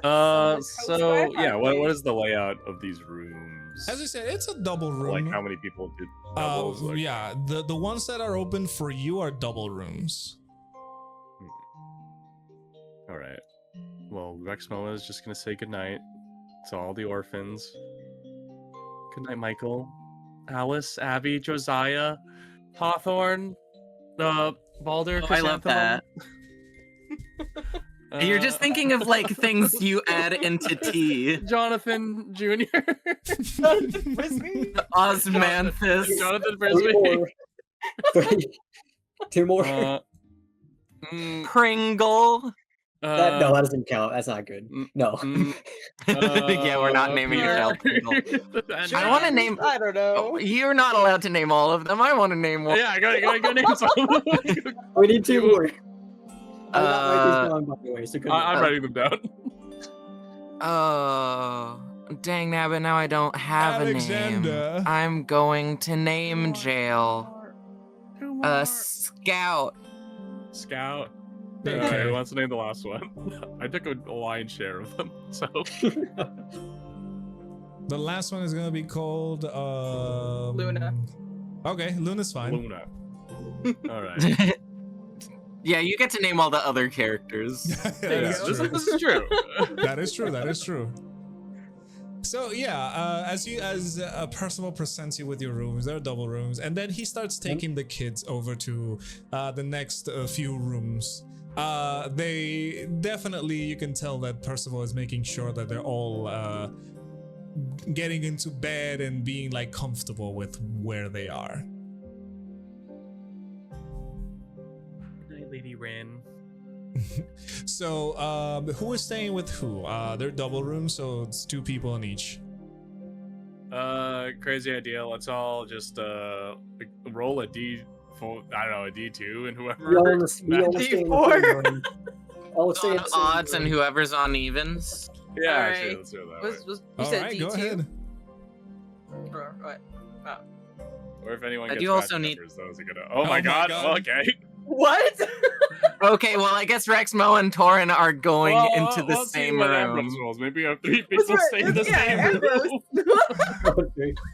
I mean, you guys Because go I do for still it. need to bandage Ambrose yeah. up. Okay, You so know, I you kind guys of go figured for this was it. the order it would go in anyway. all right, so Rexmoa and Taurin in one room, and Kipper and Ambrose in the other one. Ah, yes, as always, the orphans bed together.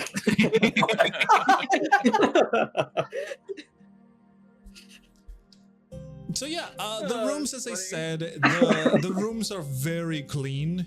Even the beds, they feel amazing because they are like actual like proper beds with very good mattresses and pillows.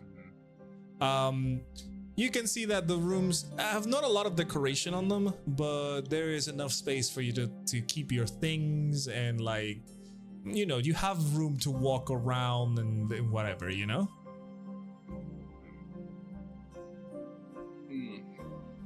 Much better than what we've been using literally the entire campaign. Correct. Right. That is a fact. This might be a silly question. Do showers exist in this world? There are baths, I guess. I imagine it'd probably be more like it's like This a town bathtub that you just probably like would have scrub power. down in. Is it Yeah. possible for Rexmoa to take a Wait bath? 1 second. What? Concept. What if Oh. baths take a bath everywhere together? else in Okay.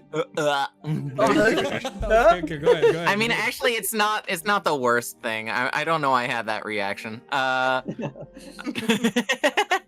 Okay. Sewage water. Ew. Sewage water. That It's is people true. tea. It's people We tea. don't. No, it's bad. I don't like Anyways, that the, at the all. reason why I was Drink just thinking, that. like, I personally, it's like, I feel like it would be kind of disgusting if Rexmoa just like went straight from like that. Right. to, like, getting the- Oh, Yeah, that would be that's something like horrifying. that. Rexmoa, Yeah. if you were to ask Percival, he would obviously tell you that yes, there is, as a matter of fact, a bathhouse, not house, but like bathroom in this house, Wow.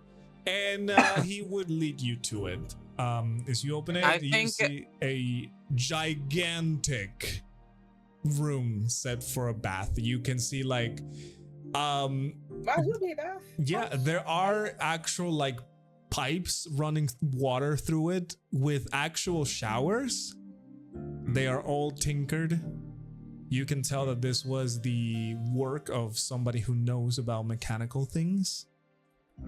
And Mm. plumbing. Exactly. Okay, honestly, I think it makes sense to take a bath before going to bed now that I think about it, because I don't want to just do the Harry Potter, like, craps my pants and then wishes Jesus it Christ. away. Oh my god. Like, Yeah. I mean, to be fair, like, there is a that's cantrip still- of precipitation.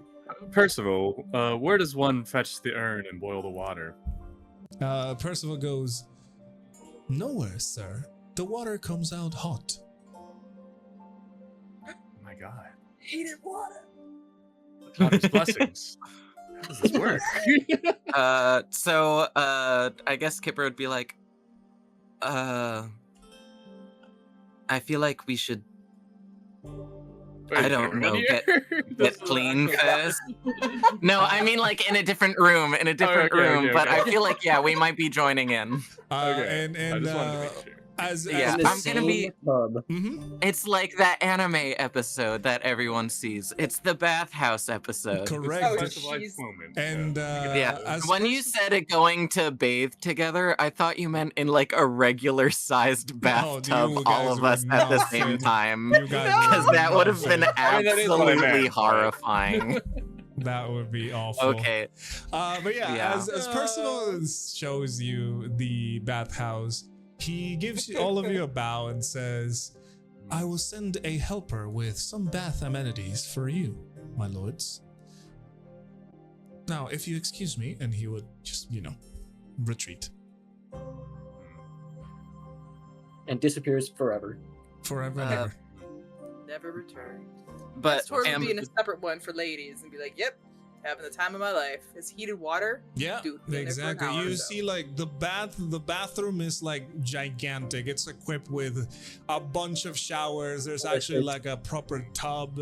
There are mirrors, and there's like freaking you dude. Like imagine the best bath that I can you've do my ever nails seen. and my toes here. Yeah, Rexmoa will do like the old people thing, and he'll draw a bath like as hot as possible. Okay. I do that waiting. now. Oh no! That's bad news for you, Dishonor. Oh boy.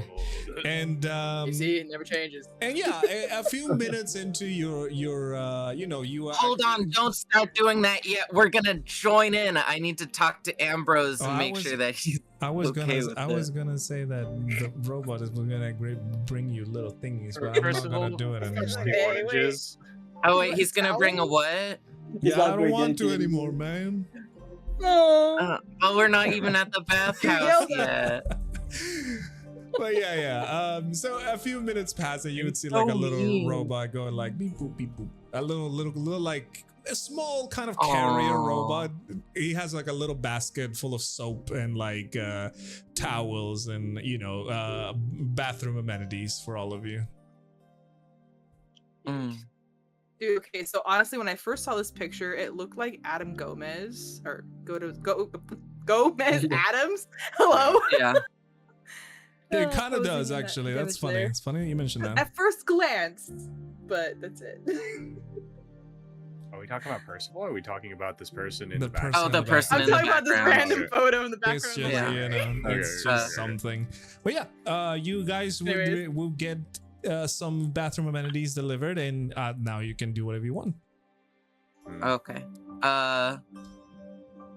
Ambrose, so they have baths for the first time in like forever, and I don't think we should fall asleep covered in hag juice. Also, it will be easier to dress your wounds if you are not absolutely disgusting. Not to be rude or anything. That wasn't meant to be like, because I'm also pretty gross right now.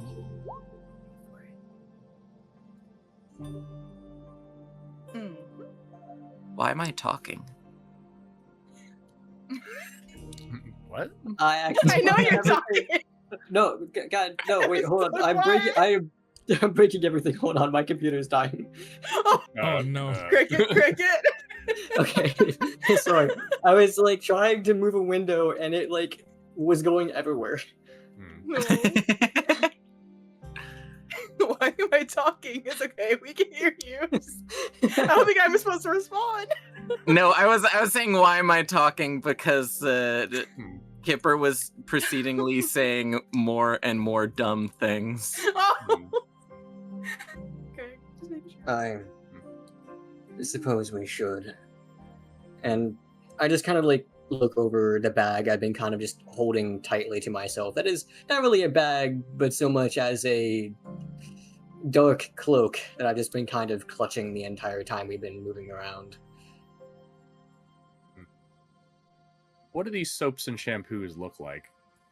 Well, the soaps look very fancy. They have very delicious aromas. Obviously, you know how like Would eat. old soaps would. Yeah, look what like. are they shaped like? They are shaped like bars.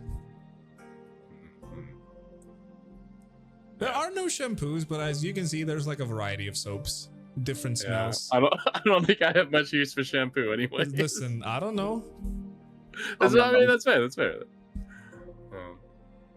This is very Yeah, right. tasty water. Why is it spicy? I think Rexmoa is definitely just like relaxing in his tub of scalding hot water, and just like communing with Ixis and expressing his gratitude for her marvelous heated waters, and just kind of like meditating for a little bit, just reflecting on the events of the day. And also just trying to relax. For once. Indeed, the bath is definitely relaxing It's one of those relaxations you haven't had in a while. What's Taurin doing? Knock knock. Cut to Taurin. Oh yeah. Drawing on the shower door, going la la la. Drawing You with the can't take steam and that. everything. Right? Drawing faces. Yeah, Like, exactly. Is this like a shared like pool room, like bath? Well, it would be Big bath like, it thing. is like a big bath, but there would be like, like screens Little for things. privacy, I guess. Yeah, partitions. Yeah, exactly. Oh, Probably okay. singing horribly, echoing down the hall. La, la. Exactly. La la. Exactly. I like the fact that potentially just haunts us. Exactly. So this is why you sent us the short about our penis size. Damn. Oh no. What? Holy Totally, moly. totally unintended. I'm assuming like Huh? Kipper and Ambrose went down. Kipper's gonna like knock on the door and be like, is anyone in there? Are we like safe? Mhm. Is every You can come inside, lads. I will sound very far away because I just like to imagine that this room is huge and that there's just like bathtubs in the middle of the room, far away from the door. Echo. Yeah, echo. Come in. Uh, Lots. Okay. Kipper comes in fully clothed. Aw. Sweet. You can probably feel the steam emitting from Rexmoa's general direction. There we go. Yeah. Oh, I shouldn't be wearing this, should I? You can get as comfortable as you want, lad. You too, Ambrose. Ambrose, are you also wearing clothes to the bathhouse? Not You see gonna lie, Rexmoa's clothes are on the floor. I don't think Ambrose has ever had like a proper bath besides just going into like a river and then just drenching himself in water. Have you ever felt... oh, well, actually, Kipper wouldn't know these things, so he's not going to ask that question. Yeah. Is there, like, a changing room or towels or something in here? You would not believe this, lad. The water, it just flows from these pipes, and it can be as hot as you want. And Rexmoa just says, "Look," and then he just cranks it up all the way, and then just hot water just comes spilling out. The tub is overflowing.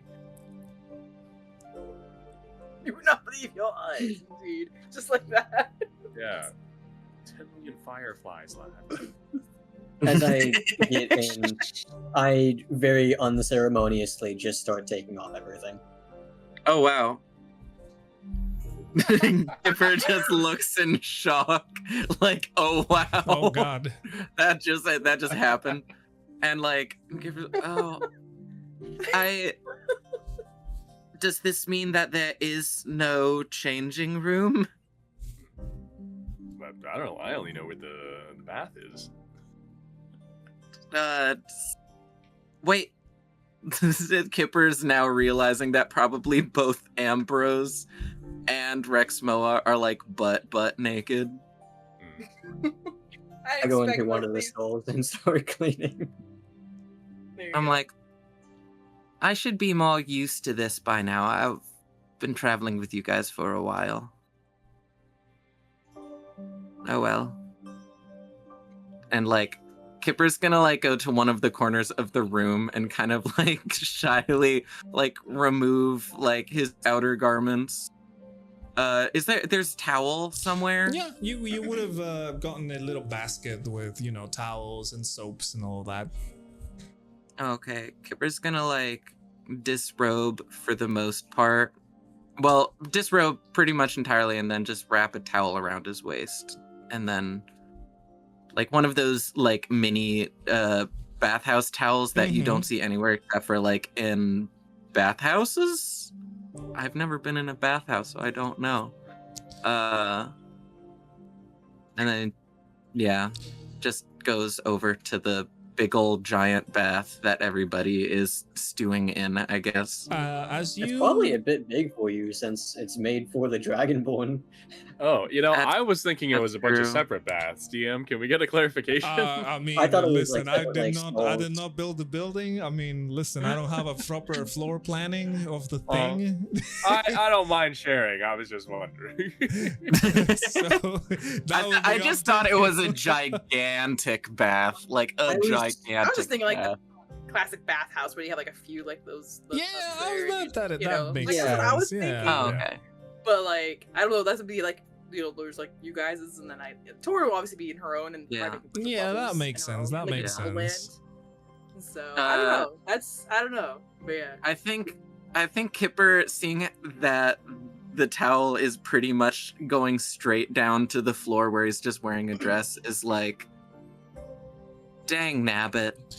And as you, Kipper, as a matter of fact, as you walk over to the people in the bath, everybody who is there would be able to see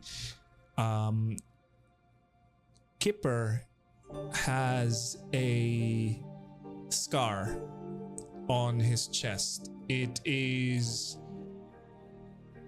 making it doesn't have any fur on it, and it is very dark, kind of grayish.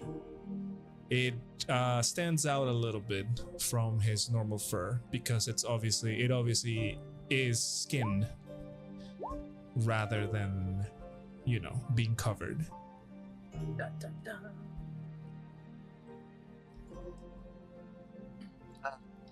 Do I just go in, or Well, it might be a little hot. You might want to dip your toes in first. Kipper Again, belly flop? immediately. Belly flop. Oh no. Oh no. Because he hasn't had a bath in a while, and he's like, just let it take me. And yeah, I mean, the bath is great. Temperature is amazing. It is, as he said, it is one of those things that you guys haven't had in so long that it is almost unbelievable. I could stay here forever. Oh Exactly. my goodness. This is a great time. Where has this been all my life? It's quite nice. Yes. I can't remember the last time I've been to a bathhouse. Most of the ones I've witnessed were made from natural geysers. None of them can rival this experience, though, I must say. Bjorn and I visited a couple of natural springs, but beyond that, I've not experienced this before. Echoing Is- from the other room, Torn would be like, "This beats any lakeside any day, guys. Hands down." Is this what being obscenely rich feels like? Well, I want to know about that. This is what laying in a tub of hot water feels like. It feels pretty darn good. You know what? That's valid.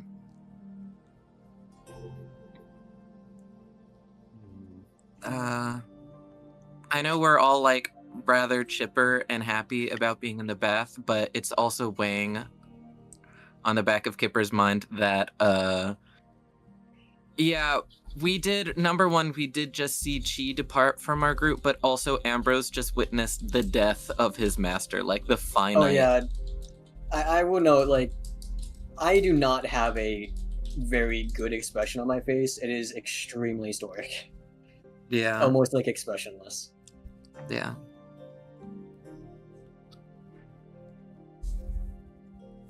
I guess, I think for this reason, Kipper would probably be in the same, like, giant bath thing as Ambrose, just to kind of, like, talk to him. Yeah, for the sake of party interaction, we can assume that we're all in the same huge Yeah. bathtub thing. You guys could be. As I said, I don't have a floor planning for the bathhouse, so Yeah. you let it be however you want. We Okay, just cool. had a conversation about planning, ZJ. Come on. I know. Listen. Yeah, we can assume like if it we is want to my fault. segregate like It is my by- fault for not by, having a floor planning. I will people's comfort submit a levels. floor planning soon. Okay, Yeah, I'm gonna submit headcanon me it's, like, a floor four- plan. 4 different like baths recessed into the Jesus. ground, and then yeah, the fancy people stuff. And then Taurin's in one, and then Rexmoa, Kipper, and Ambrose are in the other. Yes. Maybe like the 2 bathhouses are actually like adjacent, so we can hear everything the other bathhouses say. Yeah, I Oh, mean, it's that like could classic be it, anime yeah. where we're separated by like a partition. Yeah. That Mhm. too. That could work. Uh, I was gonna write this, but like Galarian. Galarian. It's about Galarian. That's the reason why. on mine. But yeah, Taurin would be doodling like a simplified like Galarian face on like the bath or wall next to her. There you go. Oh my god, Aw. you I can miss it so much. It's being done on the partition so we can see everything you're doing. What's that outline? Oh my god. So I just thought of something, but wasn't the disease transmittable by liquid? No. But that's why we're in separate baths. Well, Yeah. it was like Well, fluids. It's suds. It's soap. It'll destroy any kind of bacteria. Oh, okay. You can Don't- swim in this. You can Don't swim in this spit Come in on, the here's it. water. Johnson, it's Don't fine. spit in the water. It's all Listen, right, it's okay. all right. Yeah. Is it still weighing on your mind, lad? And I just look towards Ambrose. You don't, well, have to keep it all in. I mean, it did just happen. I was kind of staring at the water, just kind of like watching as it like moves slightly whenever we take a motion. And I'll look up at Rexmoa and kind of it's a long stare for a moment, just this somewhat deadpan glance as I look over at Kipper as well. And I'll say, I won't pretend it doesn't hurt. I would be lying if I tried to. But I've been prepared for this pain for 7 years. When I asked Vithius, she confirmed that I would lose my mentor, my master, my father. But the truth is, right now, in this instance, I've never felt so relaxed, so at ease, happy. I finally got to grant him the peace he deserved. He is a hero, a proper knight, a father. I've never forgotten the word he's told me, and I will remember him even if the entire world were to forget. Every step I take, his hand guided me forward, and will do so now. Yet, I never imagined this is how it would have ended. And I'll kind of like close my eyes and briefly wipe my eyes down. I was terrified that I would have to give him mercy. The only way that I know how to. And as I kind of like take my hand away from my eyes, it's even with the water that I would have just wiped on them from the bath, it's quite obvious that I've started to tear up a bit. This is far, far better than anything I could have done alone. Thanks to you all and gee, I might have had to end it myself. But now he is with G in the Feywild, and I don't understand. I don't get it. I'm so confused. Why am I crying? I'm happy. I've never been so happy in my life before. I finally saw him again. I fixed things. Mother Superior and Evelyn will no longer hurt me. She won't hurt anyone. Baron, my father's at peace. So why am I crying when I'm so happy? I don't get it. Ambrose, so much has happened to you. And finally, you feel that release. It's okay to just let it all out. And things are better. We're here, and crying is natural, even when we're happy. And I'm just happy that we were able to be there and see it through with you. I'm still sorry that everything went the way it did, and that more couldn't be done, but you're here, the scrying's finished, and Viren's at peace, and you're at peace, so I have a reason to be here.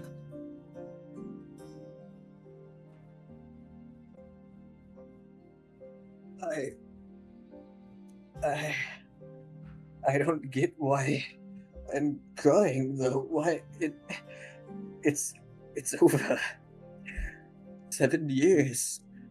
No, it was more than that. He may have only been with me 4 or 5, but without him, 14 years of my life. I would have died in that orphanage. I've finally done the thing that I've wanted to do. So why am I crying instead of being happy like I am?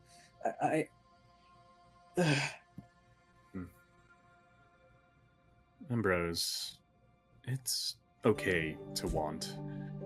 I know that you're very much someone who lives in the present, but you're still a young man. It's okay to mourn things that perhaps you might have never had, really. I know you finally got to reunite with your master and give him peace, but like you said, 14 years of longing, that simply doesn't go away in a day. Even, well, when we're out there performing miracles.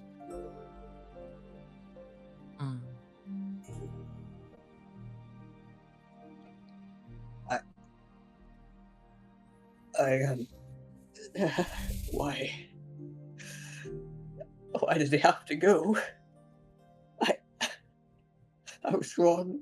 I'm not over it. My father, he's really gone, isn't he? I won't see him again. Ambrose, let me tell you something. He's never truly gone. You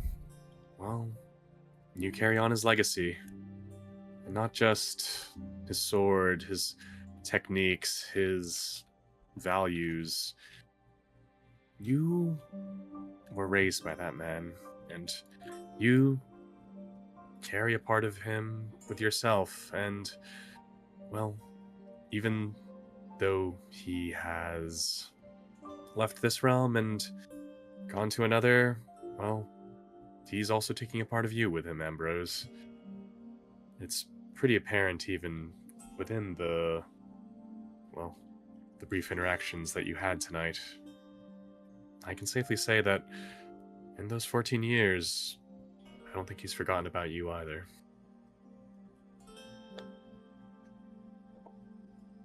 I knew seeing him wouldn't be easy. But I was so scared. when I saw him, I was confused. When he attacked me, I didn't know what to do. I knew it couldn't be real, but I felt the sting. I know his blade. And when I saw him inside the orphanage, when he fought with me, I thought maybe he might make it out.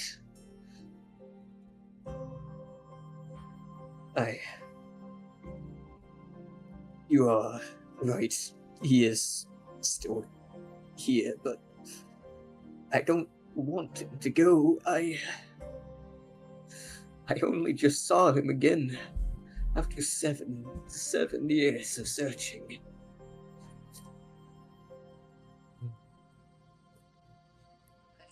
If I may interject, and I just look at Kipper and Ambrose, allow me to present a theory, just as a father myself. You have such a fond and intense and respectful memory of your master, Ambrose, and I think that perhaps with his affliction, he didn't want you to see him in such a dire state. And, well, I guess in a bid to spend even more time with you and return to the relationship he once had, well, he probably made a deal with those hags. All just to be able to, well, return to his protege, his son, and maybe live out the life that he wanted to.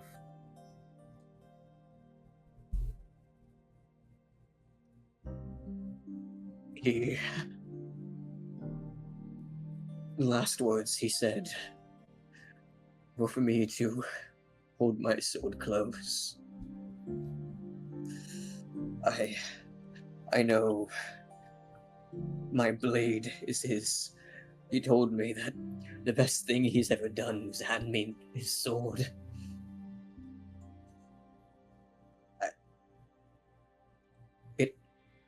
I don't know why it hurts to think about that.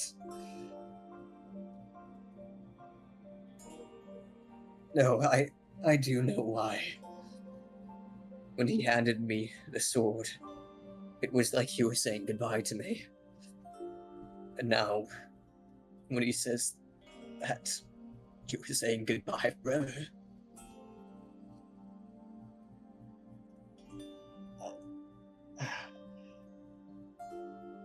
I'm sorry, this is a time for relaxation, not me moping about. No, we didn't come here because we wanted to have a spa day. We came here because it was necessary after the events of today. Literally, the one thing we will be here doing right now is consoling you, being here for you, and I'm sorry that you ever had to go through any of this. I know he must have been so proud to see what you became.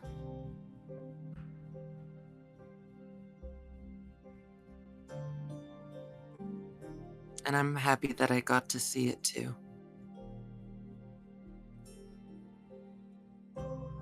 I really hope when he saw me fighting, that he saw his swordsmanship. I'm so happy to have been his son, his student. I want to teach the world his ideas. I want to give other kids who suffer the same as I did, the same love that he gave me.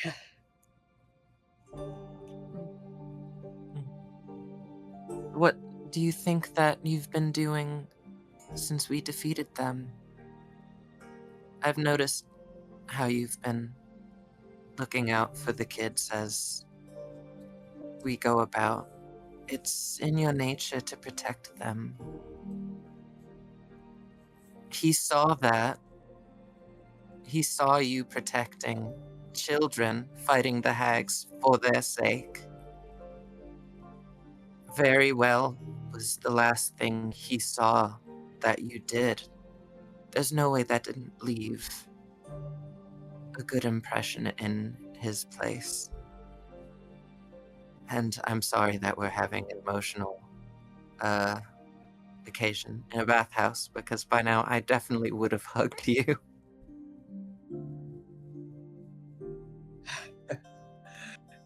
A somewhat dry chuckle escapes me as it kind of lightens my mood slightly. I really hope he saw. I wanted him to know that all of this, the strength that I have gotten, becoming the chosen of Vithius. But more than that, I wanted him to see that I made other family. That you, Kipper, you, Rexmoa, Taurin,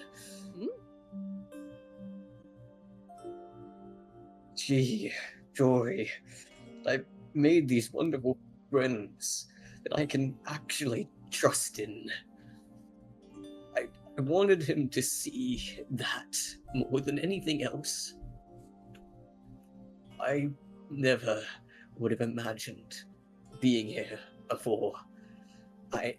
It's still so hard to believe. Like it's a dream that I'll wake up from every morning. I just wanted my father to see you all.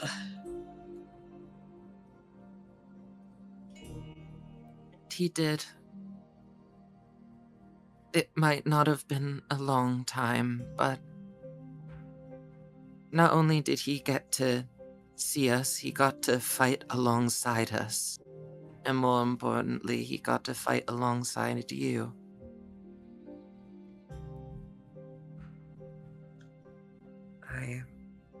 I apologize if I'm running with words. I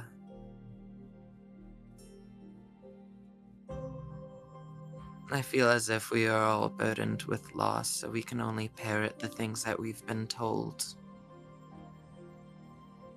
But I'm just happy to see that you're at least able to heal from this point on. It's never gonna go away, and he'll never truly go away, but for as long as I can, and for as long as any of us can, we will be here for you. Because I'm pretty proud of this family too. And I would die for you guys. Oh there, lad. Don't go saying things quite like that. The sentiment is appreciated, but I think it's better if we live for each other. Don't you think? Agreed. Okay. Distant agreement. Yeah. I'll agree to that. I wipe my eyes once more as the tears have been kind of just flowing for quite some time now. And there is a movement as I don't really think about the peculiar situation we're in, as I will move closer to Kipper and Rexmoa, and I will hug them regardless of our current state of undress. Yeah, Rexmoa doesn't care. I think Kipper like initially might have a moment of shock and then is just like does not care anymore. Taurin, get over here. Like the emotions are like the important part. I'm just imagining Taurin like just sprints out of there. Oh, what's going on? A hug without me? No, I'm teasing. Actually, it would be a water sprite. I would probably summon and go, here you go. Send a hug over. I want to properly. Turns into steel. I properly want to thank you again. You all are much more than I deserve. Throughout the entire time that I've known you, you have given me chance upon chance upon chance that I did not deserve. I've pushed you away every single moment I've can. And you've continued to try with me despite that. Thank you for being my friends. Thank you for being my family. That goes to Taurin as well. Yeah. And thank you for your amazing swordman skills and keeping us alive. A hot shower, good food, and good vibes. I'll hug you later. Kipper would reciprocate because I'm assuming we're still in like a hug right now. I have not let you go. No. Yeah. I am. And, I would like- also note that I am hugging you like pretty tightly. Yeah. Kipper would definitely have tears in his eyes and be like, thank you for not leaving, even though every part of you is screaming to go. Thank you for fighting that part of you, and thank you for being my brother.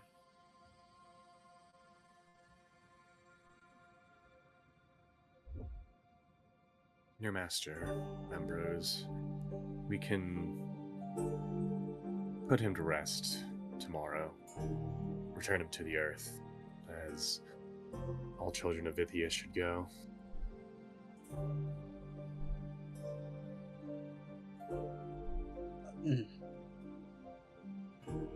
Thank you. I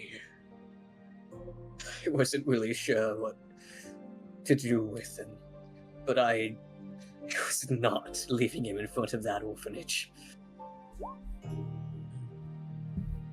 Would you want to bury him, or maybe cremate him, and then we could spread the ashes in a place that he appreciated, or even turn the ashes into a necklace and carry it with you? There's a good amount of burial options. I'll kind of like begin to release the hug. I don't like move away or anything, but I'm not like tightly holding you against me anymore. And I wipe my eyes once more and say, I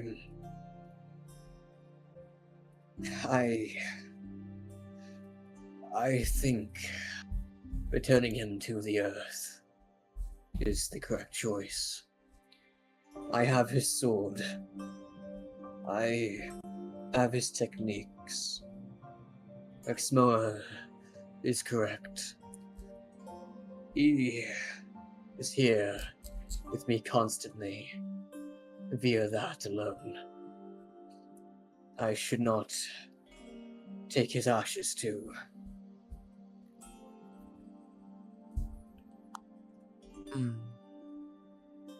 Understood.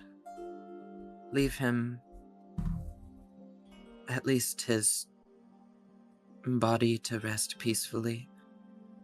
Even though he is happy, probably, with she. I don't know what she might be doing right now, actually.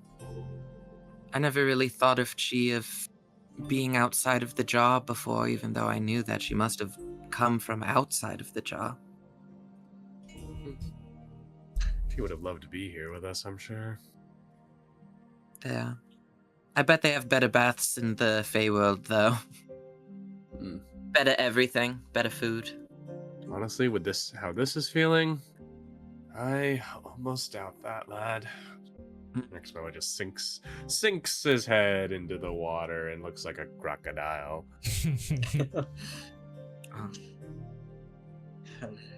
Who knows? But she did say she had duties to attend to. I think my tile floated away a while ago. I'm just noticing now.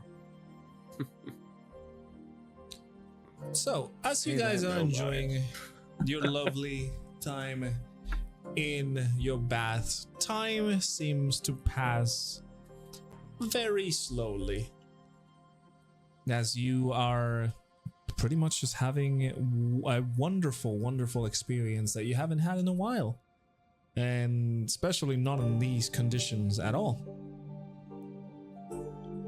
And before we continue further, I'm thinking that's about the time that we have, so we're going to end the session right here because there are more things to happen, but we do not have the time for it today.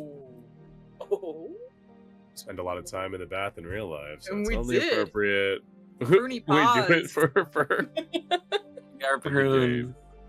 We are prunes. Correct. So we're gonna say goodbye to the people watching the VODs on the YouTube channel. Goodbye, VOD Squad. Bye-bye. Bye, Bye, VOD VOD squad. Enjoy the slice of life Yay. while Bye. you can. Correct. Love y'all. And